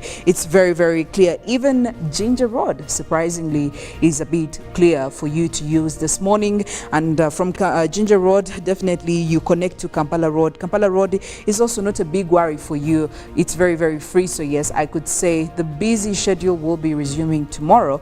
Today, people are still home. I think still trying to have a good time, trying to relax and trying to, take away all the anxiety and all the excitement that did happen to them during the Easter period, so it kind of makes sense. But also still taking you to Nakasero Road. It's very, very free. It's quite something, or quite a road that you could use again if you're trying to access the city center or leave the city center. You also have Chagwe Road over there, which is also another option that you could decide. That is if you're coming in from the sides of Wandegea. And if you're trying to leave the city center, you could use Buganda Road. Buganda Road is a one-way and it is very free, nothing for you to worry about. We also have Bombo Road over there, still coming from the areas of Gayaza, Wandegea. That side, you could actually use it to access the city center. Very, very free, something that doesn't usually happen on a daily. It's an Easter Monday, so yes, it is expected. Most of these roads, especially in Kampala Division, are really they are very good for you. They are quite a route. They are quite routes that you should be making use of. Nothing to worry about. Of course, apart from a few traffic build-ups here and there, because definitely there will be some cyclists, there will be some taxis, public transport. But other than that, there is nothing for you to really, really worry about. And also connecting from the Mulago roundabout to join the use of Lule Road is actually very, very free for you. Even Chira Road, a few traffic build-ups over there, here and there, but it shouldn't be a big worry for you. But also from that road you could connect to that Akasha Avenue Road and then join onto John Babiha Road. This road is always busy Monday to Friday, but today it's very, very free. So yes, you could still use that entry point if you're coming in from the areas of Ntinda, if you're coming in from Mawanda Road. All those areas are very, very free. So there is nothing for you to worry about, especially when it comes to this traffic this morning, majorly in Kampala Division. So you could be able to access any part of the city without having to worry about beating the time, because those are the benefits of having a public holiday or an Easter Monday, just to be very specific. That's it from the traffic updates. Well, we'll be back, and of course Robert Kirabo Nyonyintono will be here with the one and only, like I did promise you earlier, that will be Reverend Canon Miwanda Njagala, who will be talking more about Easter Monday celebrations, and that will be in the Good Morning Uganda agenda. Otherwise, I want to wish you a wonderful and very fruitful Easter Monday celebrations as you plan to be able to resume work tomorrow officially, when the week is beginning all the way till Friday. Good morning. I am Philomena Mastiko.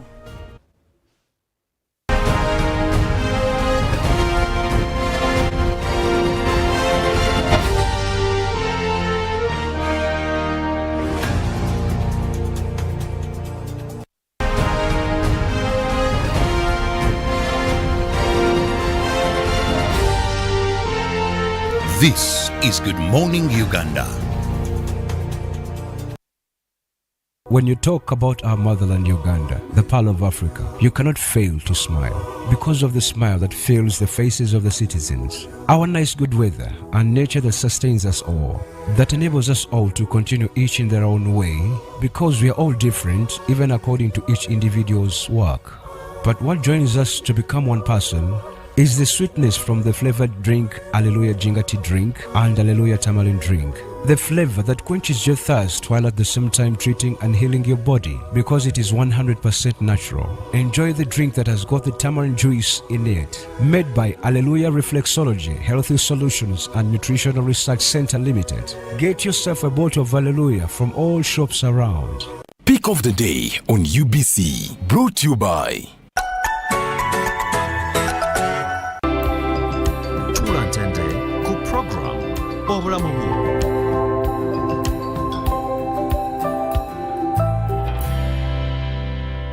was brought to you by. Just use MTN to make calls, send SMS, load airtime, buy bundles, or pay for MTN subscription services. Everywhere you go, MTN. COVID-19 is still here with us. As Professor Maggie Chigozi states, the time is now for all of us to get vaccinated. When we have one person who's not vaccinated, it affects everybody around them, most especially the ones close to you. Keep your family safe. Anyone right now who's over 18 should Go and get vaccinated. Because of the new COVID-19 circulating variants like Omicron, it is very important for all of us to be fully vaccinated with 2 doses of the same vaccine type. It's only those getting Johnson & Johnson who receive only a single dose to be fully protected. Even after vaccination, continue to adhere to all SOPs by wearing a mask properly, covering your mouth and nose, washing your hands regularly with soap and clean water, or using an alcohol-based sanitizer, maintaining physical distance of at least 2 meters from others, and avoiding crowds. Echa COVID-19, chija kugwa. This message is from the Ministry of Health with support from UNICEF and partners. Even with my grandson, a doctor at my side, I struggled to get the help I needed. But he saw something that day. He began to work day and night. He wouldn't quit, even when people said no. He wouldn't stop fighting. He knew.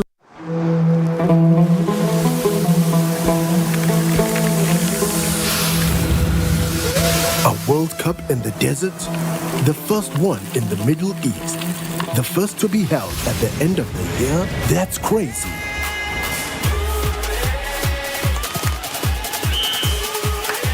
Get ready for spectacular moves, high-flying saves, unbelievable goals,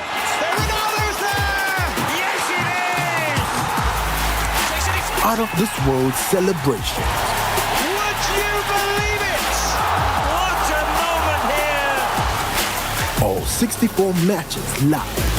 That's over 5,000 action-packed minutes of the FIFA 2022 World Cup Qatar. Now that's crazy. Catch all the action only on SuperSport, your world of champions. On Go TV. Love it. buli munya-uganda nayitinga amakulu marungi. UBC West erina amakulu marungi kandi agali kwesigwa. Leero za puroguramu zaayo ziri omulunya kitara hamwe n'olufumbira. UBC West eine tekinologiya ey'omulembe eri kugibaasa kuhika omu bicweka byona omu ihanga nangu n'aheeru y'eihanga. Tukwatire aha frequencies ezi: Kisoro 97 katonyize mushanju fama, Kabale 93 katonyize mushanju fama, Hoima 99 katonyize mwe fama, Kampala 105 katonyize mushanju fama, Mbarara 97 katonyize ina fama, Footpoto 98 katonyize munana fama, Masindi 105 fama. Kurikiriza UBC West ohulire embaganiza. UBC West empika huna.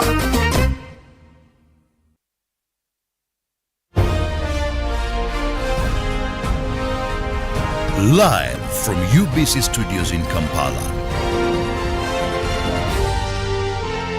This is Good Morning Uganda.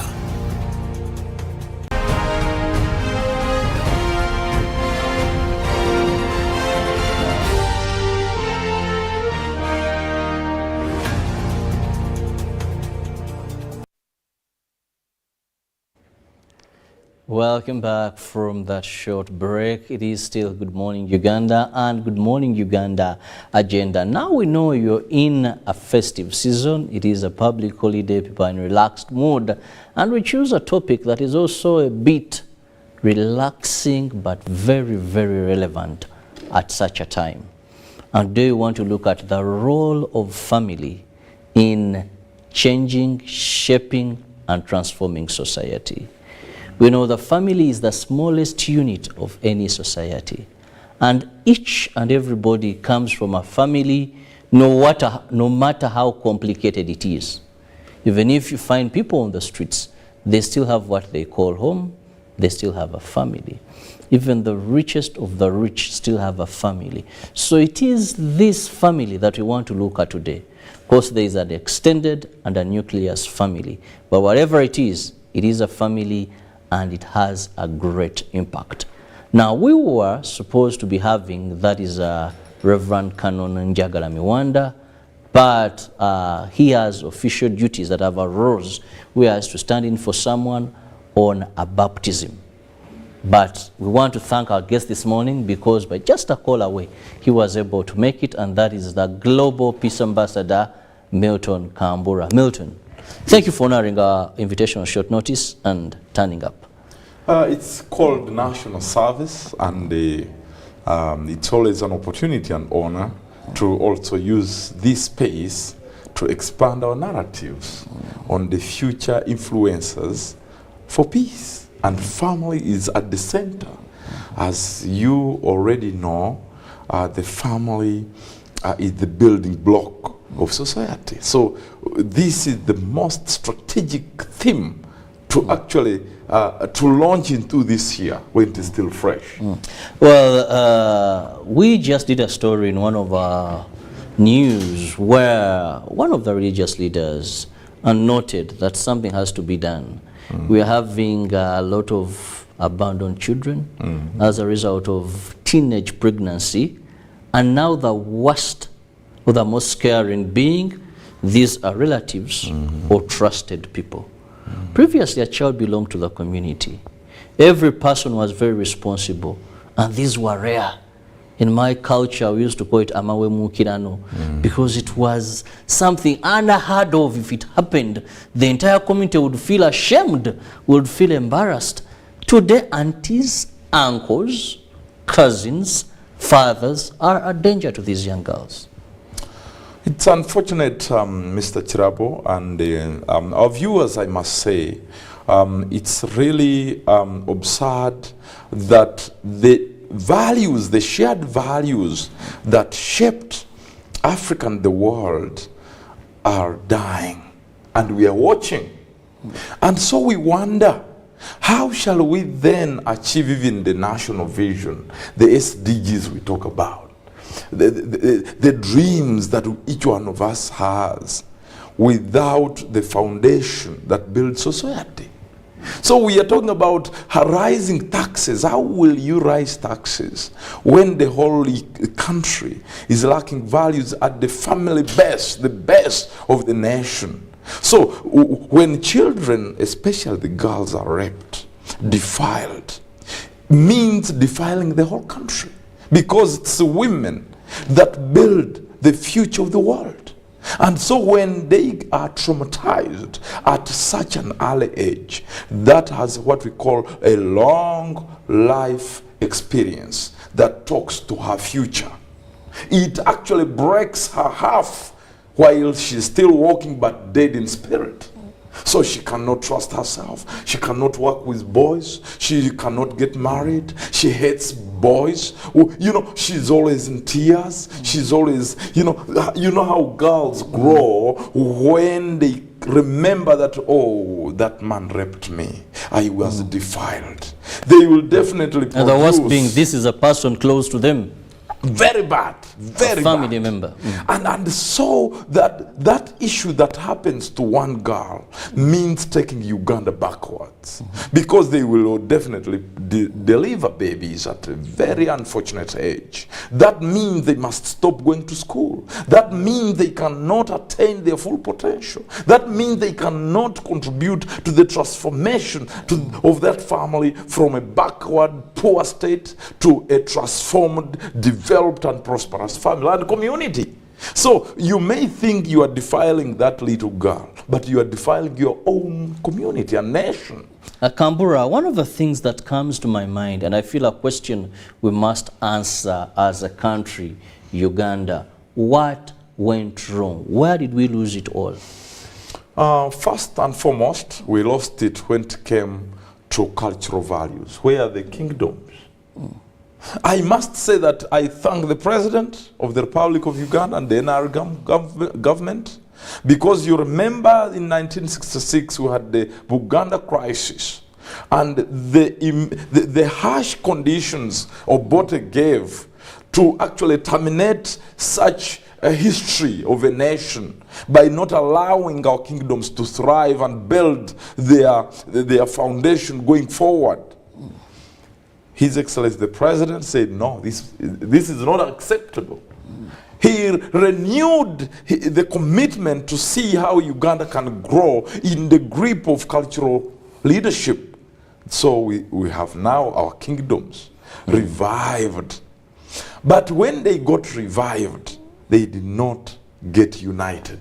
Each one of them is working, they're isolated from each other. That's number one. When cultural systems are isolated from each other, then they cannot promote those values in tandem with the national development agenda. And so this is the time, as you have given us this opportunity to share with the nation, this is the time for everyone to play a part.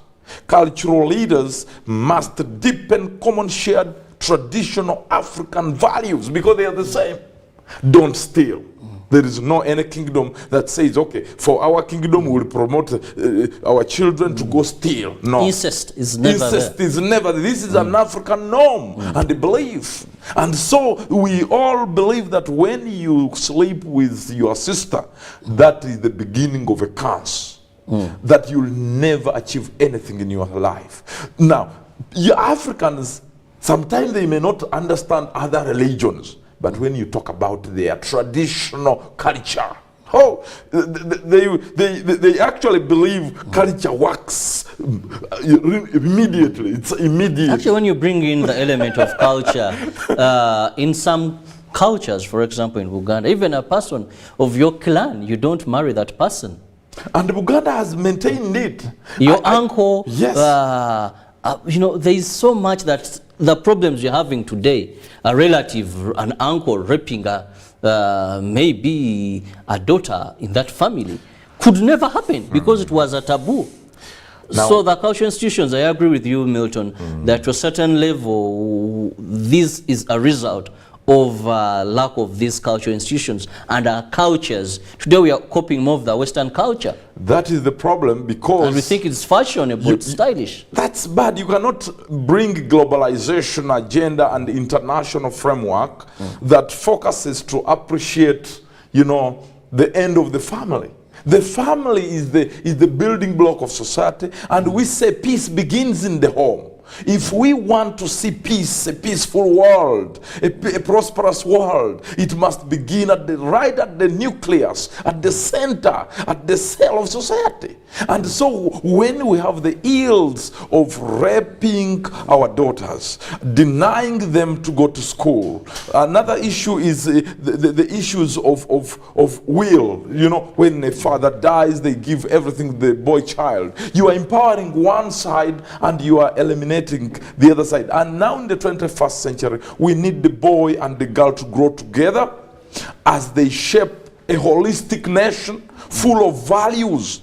Because as I have said, all cultures of the world, especially in Africa, all promote common shared values. Traditions, the Asante Kingdom, the Buganda Kingdom, the Zulu Kingdom, the Bunyoro Kingdom, all these kingdoms, and even the new emerging kingdoms like mine, or BR, or Singapore, all these kingdoms, all are enshrined in African traditional framework of Ubuntu. You are because I am, and I am because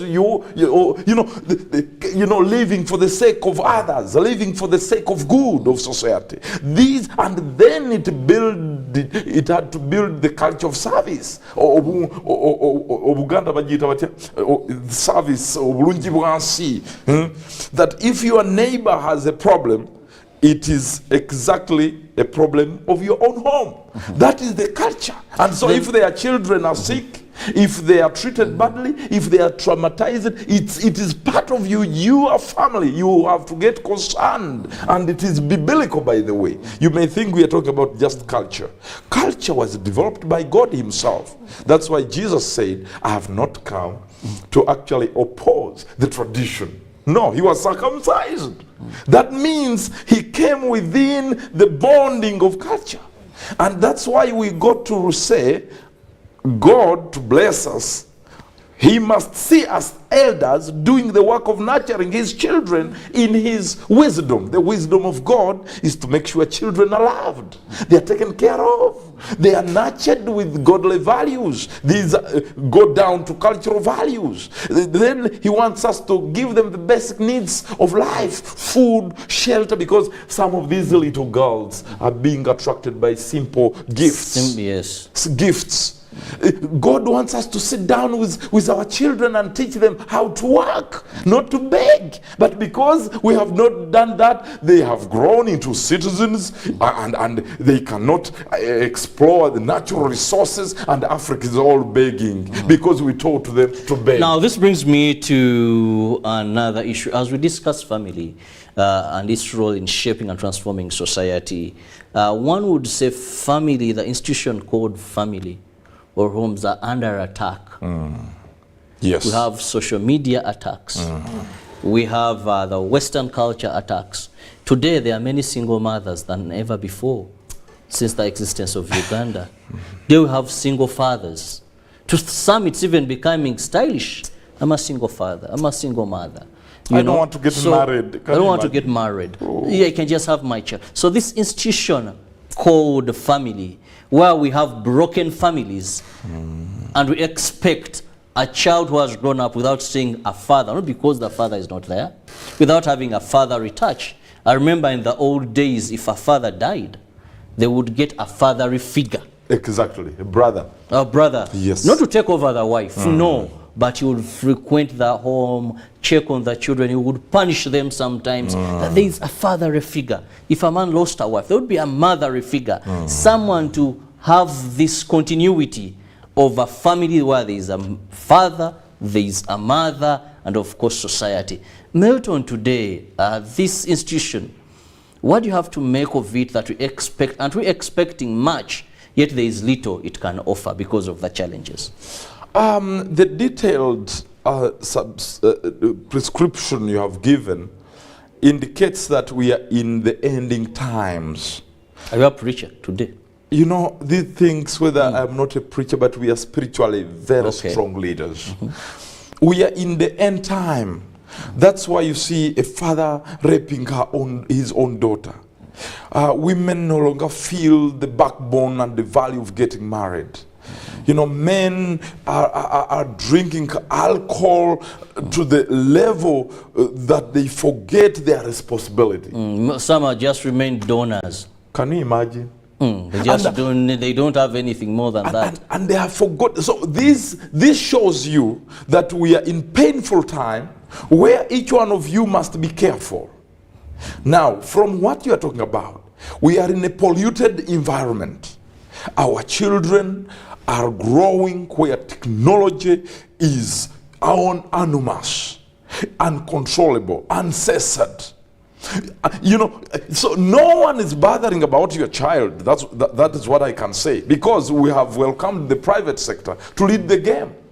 And I remember our elder, our late Mwalimu Julius Nyerere, saying that you cannot get a heavyweight champion to fight with a light champion.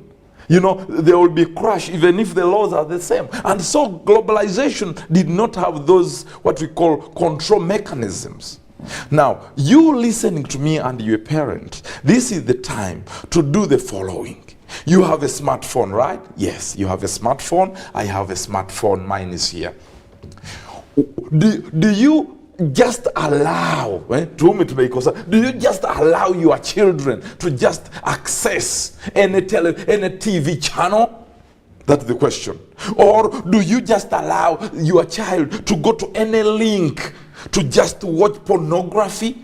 Do you supervise? Do you sit with your children and tell them the positive, the power of technology and the negative part of it?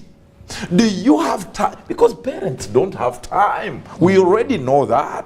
And so if you don't have time, then the phone, whatever pornography, will nurture your child. The phone will become the father and the mother of the child. And whatever she or he sees or learns from the mobile phone, the social media, and on any crooked TV, I'm not talking about UBC, I'm talking about those crooked TVs which are bringing discourse in our sitting rooms when they know we are with our babies at home. You know what I'm talking about. Even in this country, you know what I'm talking about. The moment you don't have time, as parents, as a community, as religious leaders, as political leaders, The kings I'm talking about, the clan leaders, you don't have time. You are busy. You have neglected what God gave you as a role to now give the work of this social media to do on your behalf. Do not complain, therefore, when your child, after school, after that degree you are investing in, and this child is the most corrupt citizen in the country, the Mairunji, the drunkard in the country, the prostitute in the country, the homos in the country. So do not complain, because this is what you invested in. You are working, but whom are you working for? Whom are you working for? And you know, I feel bad when I see my colleagues saying Uganda a good day, Uganda a good day. Who has made that Uganda a good day? You remember we say Uganda was poor some time back, right? But the corruption was not as much as today. The Uganda of today is educated, yes, but they are the most corrupt, the biggest thieves, the biggest killers, the murderers, the rapists.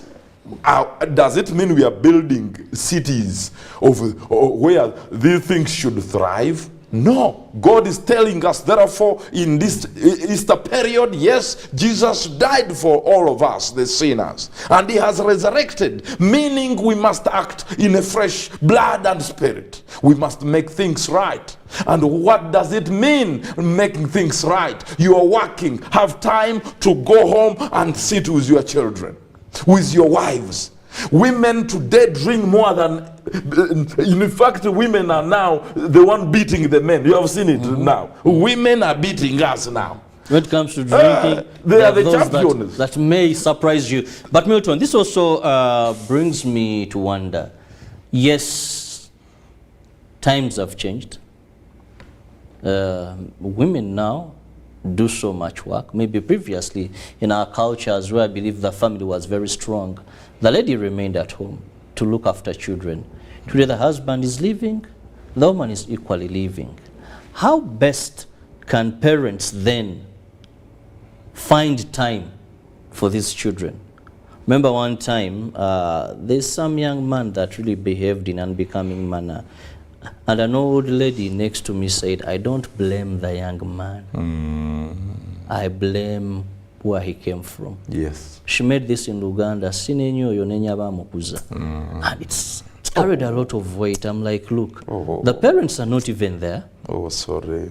You know, but this lady is looking at, yes, where this person comes from. And over time I've learned that sometimes I forgive people that I usually use not to, because I understand that their acts have a connection to their family background. Exactly. So with all these complications we have today, with all these seemingly excuses, justified and not justified, how do we find time?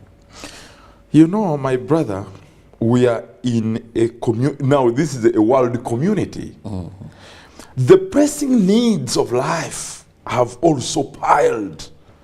Now we buy everything. Look at the war in Ukraine, how it is affecting the whole world. And these guys, we are telling them, you cannot achieve peace through the gun. And so the whole world is upside down. So as Africans, where do we play a part? Africa took care of the whole world 2,000 years ago. You remember Jesus himself had to come to Africa and learn the civilization, the love, the frameworks of leadership from Africa. Moses said, Africa took care of the world for more than 15,000 years, based on its rich culture and values of the family. And so what I'm talking about here is that whatever you think is prosperity is, if at the center of it, there is nothing to do with having time for your children, having time to nurture and nurture your children so that they can survive in this confused world, so that they are different citizens. That's what I'm talking about. So my brother is asking me, where do we get that time? My question to him also is, whom are you working for? Because we are going to die tomorrow. Some people think they are here like stones. Even stones die. We are crushing the mountains. These people are destroying the environment. We are just the flesh of just 60 years. You go in the kaburi.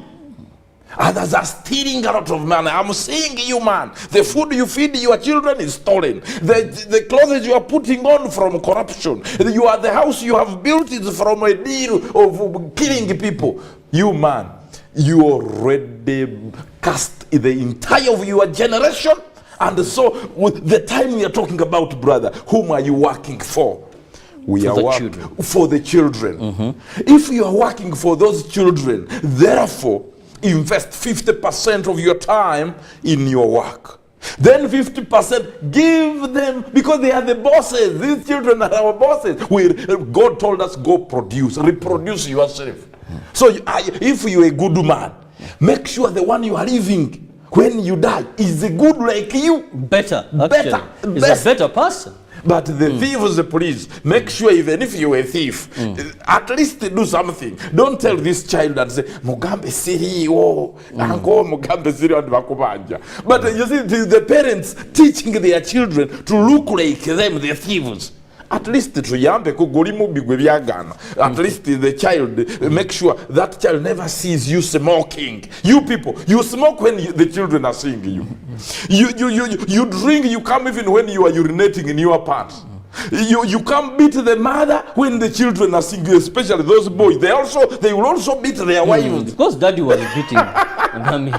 Now, and sometimes even poor girls that grow up in such families think that if you're not battered or beaten, maybe the woman does not love you that much.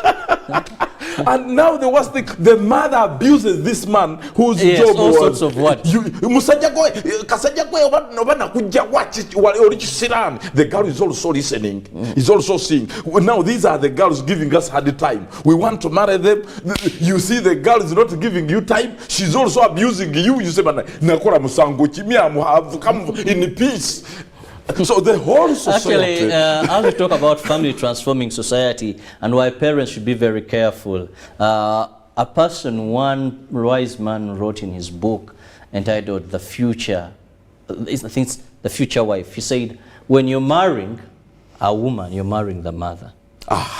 When you're marrying a man, you're marrying the father. Yes. Because most of the times what they saw happen in homes where they grew up is what they are most likely to transfer. Exactly. So if you are looking for better husbands, you the mother that has sons today, help us, train them to be the husband that you want your daughters to meet. If you're looking for proper wives, you are father of daughters today, train them, groom them, bring them up for the wife you want your sons to have. If we do that, I'll train my boys how a proper husband must behave. And you do it, you train your girls how a proper wife must behave. Then you are going to have a future family that has values that can shape and transform society. But if you return home drunk, and your son knows that omusajja anywamu n'afuuka ekitagasa, then that is the daughter, the husband to my daughter.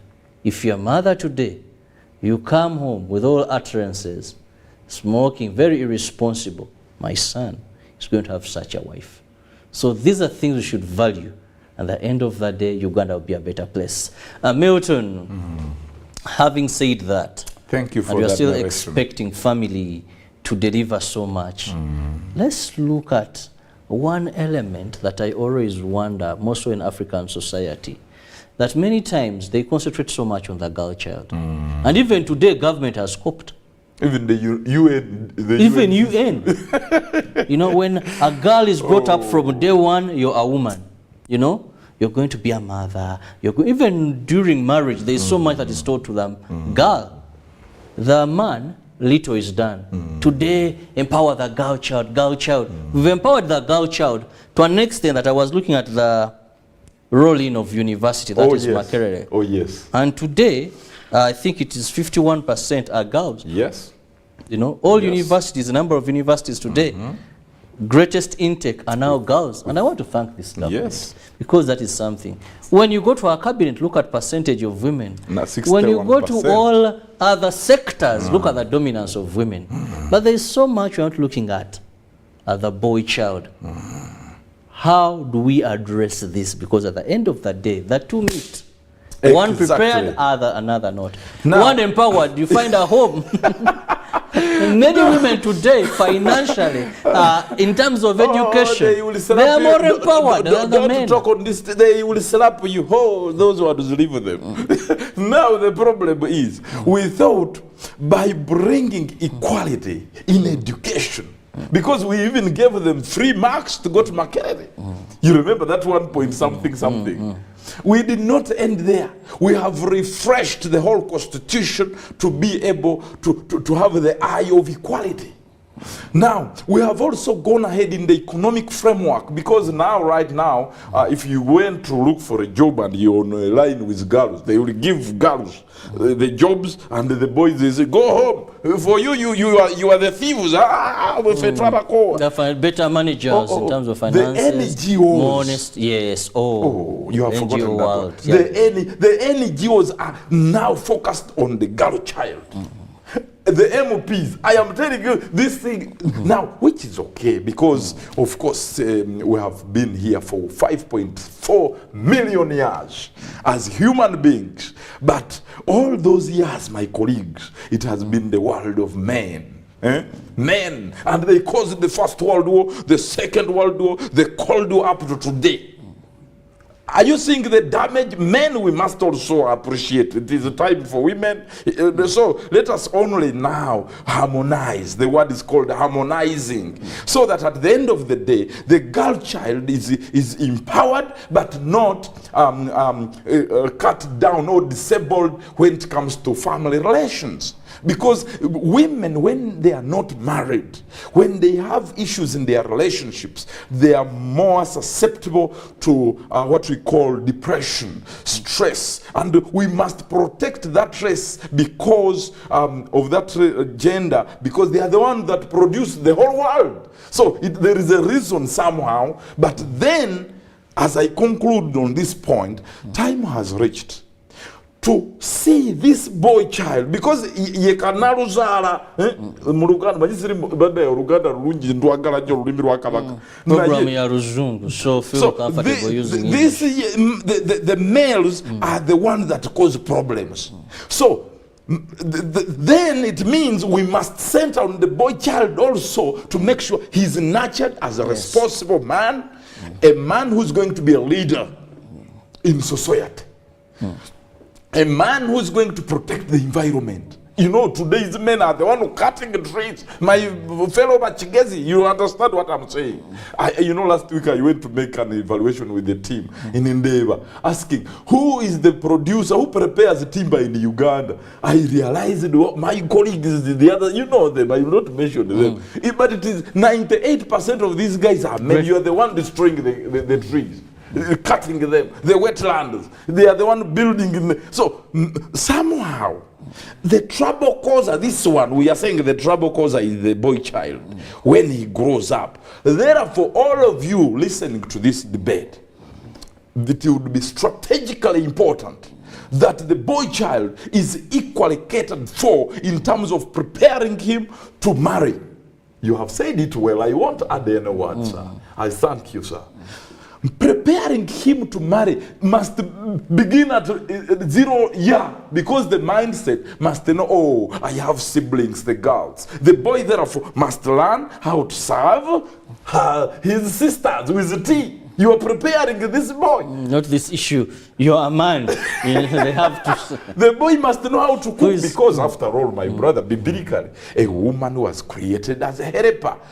When the word helper means God created someone to help you, but you are the one responsible to carry all the burdens in that relationship. So sometimes we quarrel. You woman, you have not washed my trouser. Where is my suit? You woman, she's even carrying a baby behind. Yesterday you pregnant started now with another one. So you find these are not robots. Even robots somehow sleep because they need also service. But this woman is working for you day and night. You don't take her to a good salon.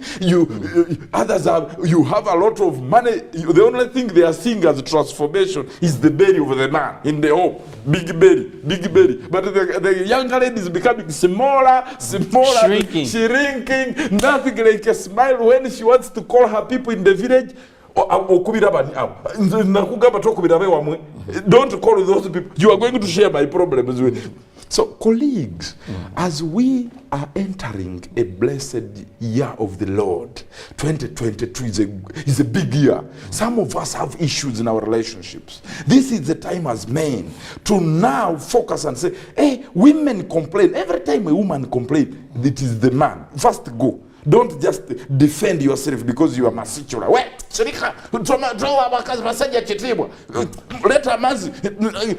These are not your workers. Women have been empowered, first of all, to learn to go to school, is educated. Some men say, sit down at home. Hey, you man.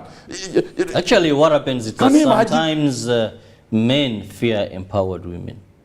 It is wrong. And what happens is in most of the families, they will tell you that the moment this lady maybe attained a master's, attained a PhD, she joined politics, she acquired a certain status. That is where the family began being torn apart. But that is now to your advantage. Men, therefore, that's why leadership skills are critical here. God created a man, the first man, Adam, as a leader. A leader means you must now read the qualities of a good leader. If your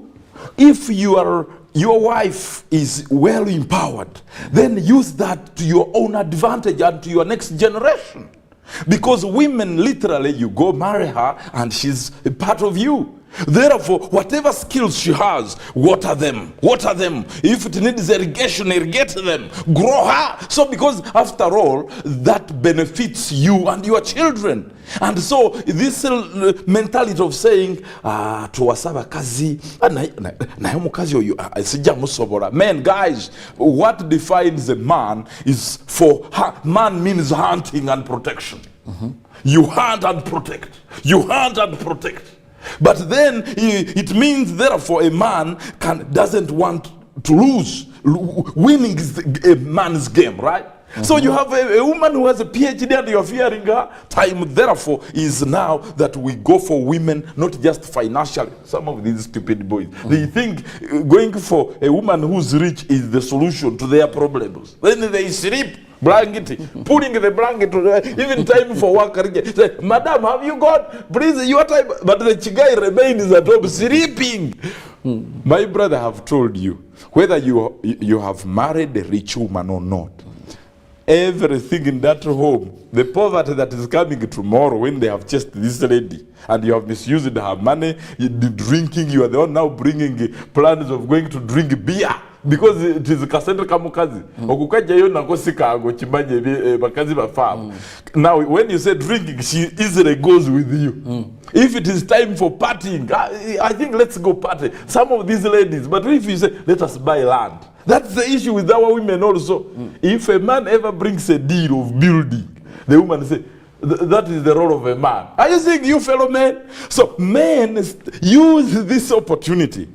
Sit down with your wife. Give a vision. A man is the one supposed to give a vision. Every man means the head of the family. But you don't have a vision. You don't know where the family is going. The woman is working. You're working. For you have not provided a vision that in 5 years, this is where our family should be. Regardless of who brings the man on the table first. Or it is a combination. You bring money. She brings the money. You build a family. That is, bring the vision. Now, put the wife as your vice president to monitor. Some men hide their salary. Even their wives don't know. Even if you trace everywhere, the man has another place. He trusts his sisters than his wife. And when he dies, the law says the woman and the children. So please, let us not be fooled. You surrendered yourself in that small jail called the ring. You know a ring, Jacob Olanya told us that you choose your ring because it is a jail. You choose a partner with whom you can enter that jail permanently, very well and comfortable. So for you, you have married, now accept what comes with that marriage. Reconcile, because we are not perfect. Each one of us grew from different environments. Others grew in polygamous marriages, failed marriages, in Katanga, where there is a fighting. So when you see this little beautiful girl and you say, God, I think this is my wife, God blessed you. Even God, these matters, he said, until your eyes see, then I will bless you. Now some boys say, katikatunda yagendo walindaga goku wasa ndiwasa. Can you imagine? Man who finds a wife finds a good thing, finds favor before the Lord. It is your eyes. Find, yes. Find. But the man is drinking. Well, no, very interesting. This Easter Monday, like I told you, we want to have something a bit light because it's holiday mood, but very important. And that is why we choose to focus on the family as the smallest unit, but very relevant in shaping and transforming society. We know your home. You've had Good Friday, you had the Saturday, Easter Sunday, today is Monday. What are you doing to strengthen the unity amongst you as family members? Father, some of you may not even know where your children are up to now. Maybe you last saw your girls on Friday, your boys on Friday, and they're out there partying. How responsible, how have you used this holiday time to build your family? How have you used this time to transform society? There are families that I know that on such days, they give out to the needy. Exactly. The children learn. The children learn that we give out. You know, they buy some foods and give to the poor people in these communities, showing the kids that giving is a virtue. You know, I know families who choose to go and pray for the sick. Exactly. Pray for the sick. There are those that engage in community work. Yes, cleaning slums. Cleaning around. So as family, there is so much that we can do to shape this society. As family, I know families that have not only ended on their biological children, but they are paying fees for some people in community. I know families that give towards construction of hospitals, construction of health centers. There are families that have given land for police to set up police posts. Families that have given land for churches to be constructed, hospitals to be constructed, sports places to. These are acting as agents of change in a positive way in transforming society. You and your family, what have you done towards these noble causes? That is a question. You as your family, are you that family that is good at nurturing thieves? Which craft? Oh, that one. Family yao muri aba. Bari abantu mama. Oh, they never want to say that family. So, such a time. Man, that would be worse. I am telling you, these villages, you know, a family, and you know, let us, I think, expand this program to say a family is not just you and your wife and the children.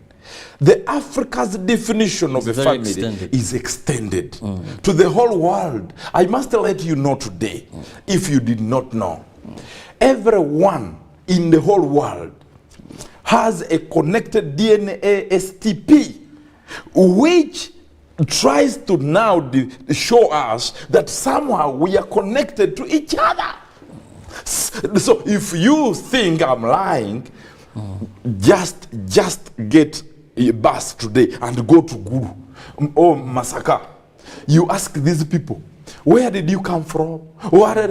You will realize 1,000 years ago, my friends, we are somehow been a family of a great population coming from one God. The Creator is one. There has never been any world tradition or religion, because I have been nurtured by some of the world's best scholars on this theme, that somehow all the whole world religions and cultures agree that there has been only one true God. And that reminds me of one of my favorite Who quotes. created man and woman. My favorite quotes by the late Jacob Olanya. Yes, please. I think he said this, he was presiding over some international conference for youth. I don't remember the country. At the International Young Leaders Assembly. That's very our program. Right. That's our very program. Very right, Milton. And he said I've been working with that him. the water bodies that divide us Exactly. are not thicker than the blood that connects us, yes, as human beings under one God. Yes. Oh, that one God, one family under God is way, because you know we are blaming people, but they are ignorant. You cannot bring a mad man in a court and say, "Oh, you're musaro musango." The judge will say, "Oh, you're going to kusiboyo." Somehow the whole world has some population that are ignorant about what we call unity in diversity. Why would you tell your daughter, mwana wange, ofumbirwanga bakonjoboka, tofumbirwanga baganda? Those fools who do that today in the 21st century. How dare you? Do you tell your sons, you know, asanga, when you are marrying, only marry our own religion?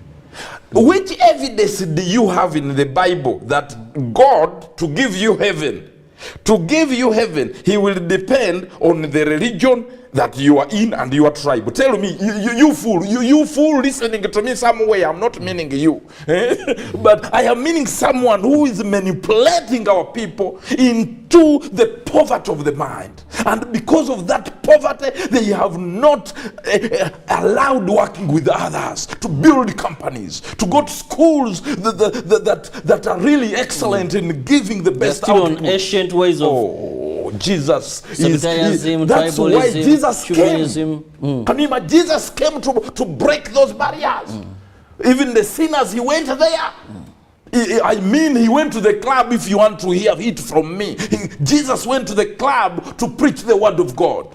For you are telling our child, our son in your home, that child doesn't belong to you, by the way, if they did not know. That child is the property of Uganda. Your role on behalf of the country of Uganda is to nurture that child to become the next president of the country, who will lead all tribes of Uganda. That child is not yours. It's a Ugandan property supposed to build companies. That company must recruit all tribes of Uganda, all religions. And so when we are talking about one family under God, Jacob Olanya, we took him to the United Nations at the International Young Leaders Assembly.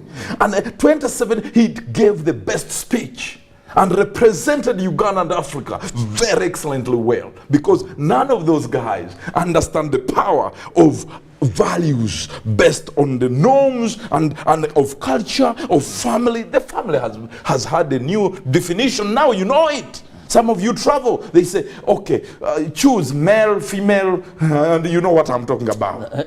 That's where it is going, my colleagues. So when you realize that we are connected to each other, then the occurrence of hurting him, stealing his money, harming him, taking his wife, reduces. Let's now look at society, because you see various families make up society. And previously a child was raised by society. Today, we are seeing society abstaining from the duty of bringing up a human being. Milton, how can we rectify this? It is only in Africa where the values of the extended family have been known. There is not any other part of the world apart from Africa and Asia. Now, because of that, it was possible for children to behave well. Because if anybody sees you stealing that sugar cane, to go and cut that mukadezi banana, even if it's not connected to your tribe or whatever, the community will beat you. I remember they beat me also in Karabi. When I was young, they beat me. When these people reached me at home, my mother, after listening to them, say, okay, nange munyongere, also added me some more canes and even gave them gifts that thank you for beating him, because if we don't do it well together, the future will beat him more. So that narrative you are talking about should be brought back, colleagues. They think of looking at the law to fix our problems, which are culturally defined. Because culture, the Constitution doesn't know this thing of Manyabakuroze. You know, those things are very hard to talk about. And investigations are hard by police. How do you investigate in the Bamuroze? So there are some things that the Constitution, in their wisdom, cannot touch because they are spiritual. Some of this work is spiritual. Just like God told Moses, go liberate my people from Israel. Moses tried to say, I think he became like the opposition of today. I'm not going, I don't know how to talk. Then God almost slapped him. He said, okay, am I not the one who gave you the mouth? I know God must have told him many words, but they are not written in the Bible. But the issue is, don't oppose culture. Culture was defined by God, given to you to make sure we have a community which is harmonized and operating in peace with each other. So if all of us as fathers, we know that if you find a boy in the community raping girls, you don't need to beat or kill. Get that boy, take that boy to the police. Don't wait, if so long as you have evidence, take that child to police. Don't say being quarterco. Togamba oyo mwana si wange twamugamba da mama we ne tata we. Every Ugandan by the Constitution is allowed to arrest. Already the Constitution gave us that one. What are you arresting? You are arresting a child of a neighbor who is stealing. Go explain. Now, you man who's not playing your role, if your child has been arrested by a responsible citizen, do not hate that person. I have those issues there. The police releases them. Then they say these children are for some important people in the community. That nonsense is the one also. But also, Milton, on that, of late, I think there's this problem I always see. Something that is legally right, but morally wrong. Previously, we would prefer morals. In the old African tradition, what mattered so much were morals. And it was on the basis of these morals that would come up with laws.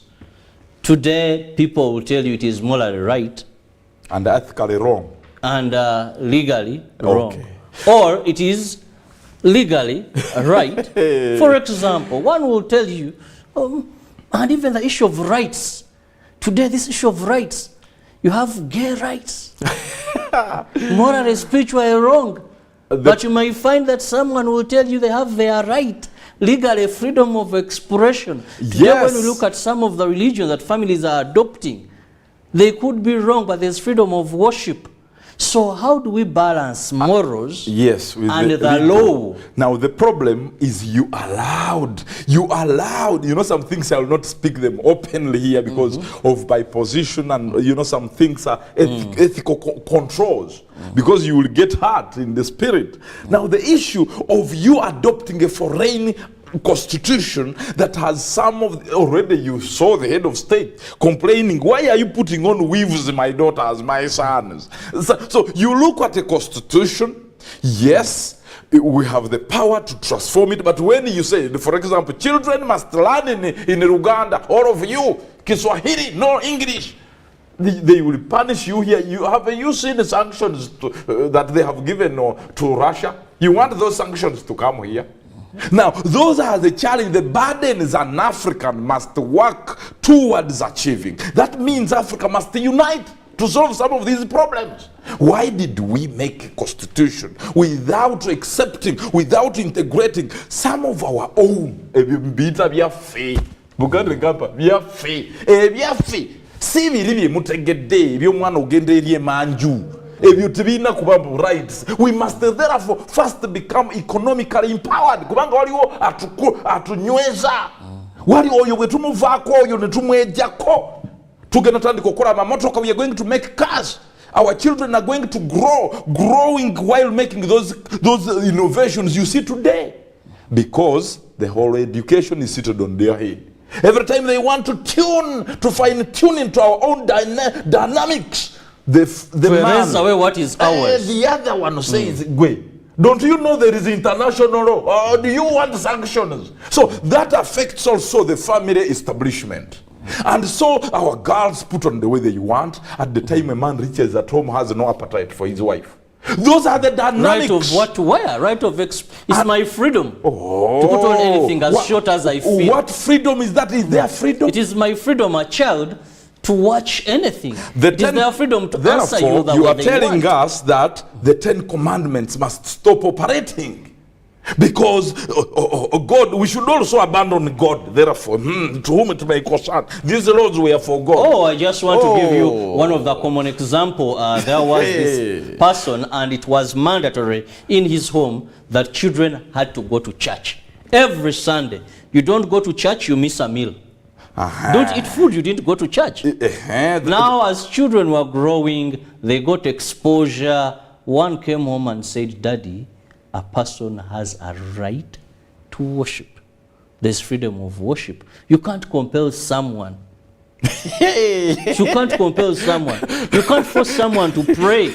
Oh, God help us. Now, some of these problems, God will not handle them. At the end of the day, that great family that was built with that spiritual culture, yes, religion has an impact. Yes. Now rights came up and distorted that. A son comes up and says today, I choose me, I'm interested in the opposite sex. Now that means... in the same sex. Yes, yes. It is my right to be gay. And the father, you can't take that child to arrest them in some communities. You will have to leave them. You'll have to leave them. It is their right. Now that means, you see, laws are demand driven. Now that we are in end games, the end world, it means there are certain things that the community demands, especially some of us. We need what we call spiritual renewal. We need a revival of the mind. That's why within the Nationals program of this new program of Gombolola something, this Parish Development Model. At the center of that program, because it's one thing giving people money, they go drink, marry the third wives, and grow berries, and the end of the story. At the center of that resource should be the program, of course, which is the mindset change. One of the pillars. But what is the toolkit of the mindset change? Because how we function, the way I'm talking here, is not just the body. Inside me there is a computer. And it is thinking, it is looking, it is the one controlling me. What is controlling the Africans is that they have not had a good mindset and attitude towards religion, that religion should not divide us. I don't know whether you have heard that. The mindset of an African of today knows religion should divide us. If he's a Catholic and he meets a Muslim, they don't sit together. But these things, Africa knew God before the coming of these people. How did we define God? Did we define him in terms of protecting one tribe against the other? Now think these are PhD theses. Now let me open your mind. Good mindset towards the environment. It was known in Uganda that when you urinate in the river, the God of nature will punish you and you will never have a children. If you bring that at the center of education, we will achieve all SDGs without any fundraising and donation from Americans. Because Africans are spiritually nurtured, will understand God more than anyone in this world. But how do we understand them? All these theories that used to shape the world, to shape families, shape generations, are now erased, and everything now goes to science. They want to kill the African tradition so that the whole world gets confused into wars. And so it is time for our heads of state in Africa to unite. Beyond their small border, these borders are not going to give them anything. Our power as Africa is to unite now beyond heads of state, but to bring the local people to people, because we have a shared victory. We have a shared values. If I reach in Zulu there in South Africa, I will look at my colleague. There is that spiritual connection. Well, Milton, in the interest of time, let me have your final remarks regarding today's topic, which is the role of family in transforming society. Really, ladies and gentlemen, I thank UBC. Please watch UBC because it's the best. There is no channel in this country that will give you, educative, narratives like this. Others are commercial. Yeah, they must make money. We had to bring the private sector, watch them, support them. But at some point, listen to the narratives of UBC TV, because this is where content is anchored. Now, I am saying enjoy Easter, but do not allow the reasons why Jesus died. Again, for you are sticking on why Jesus came to chase drunkenness, prostitution, poverty, confusion. For you are still there. You are still hanging on your business of prostitution. Jesus has already died. He risen. He's already going to heaven to prepare you a beautiful home. It simply means unite, reconcile, love, care. Now nurture your children, because your work in heaven will be asked upon.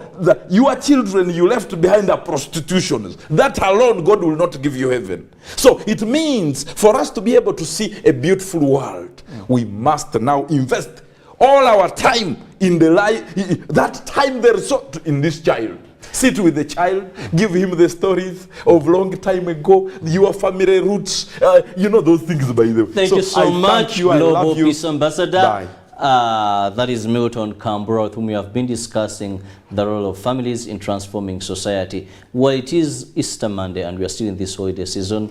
Let's use this time to mend, to bring together all the broken pieces for the future of our family. Let's unite.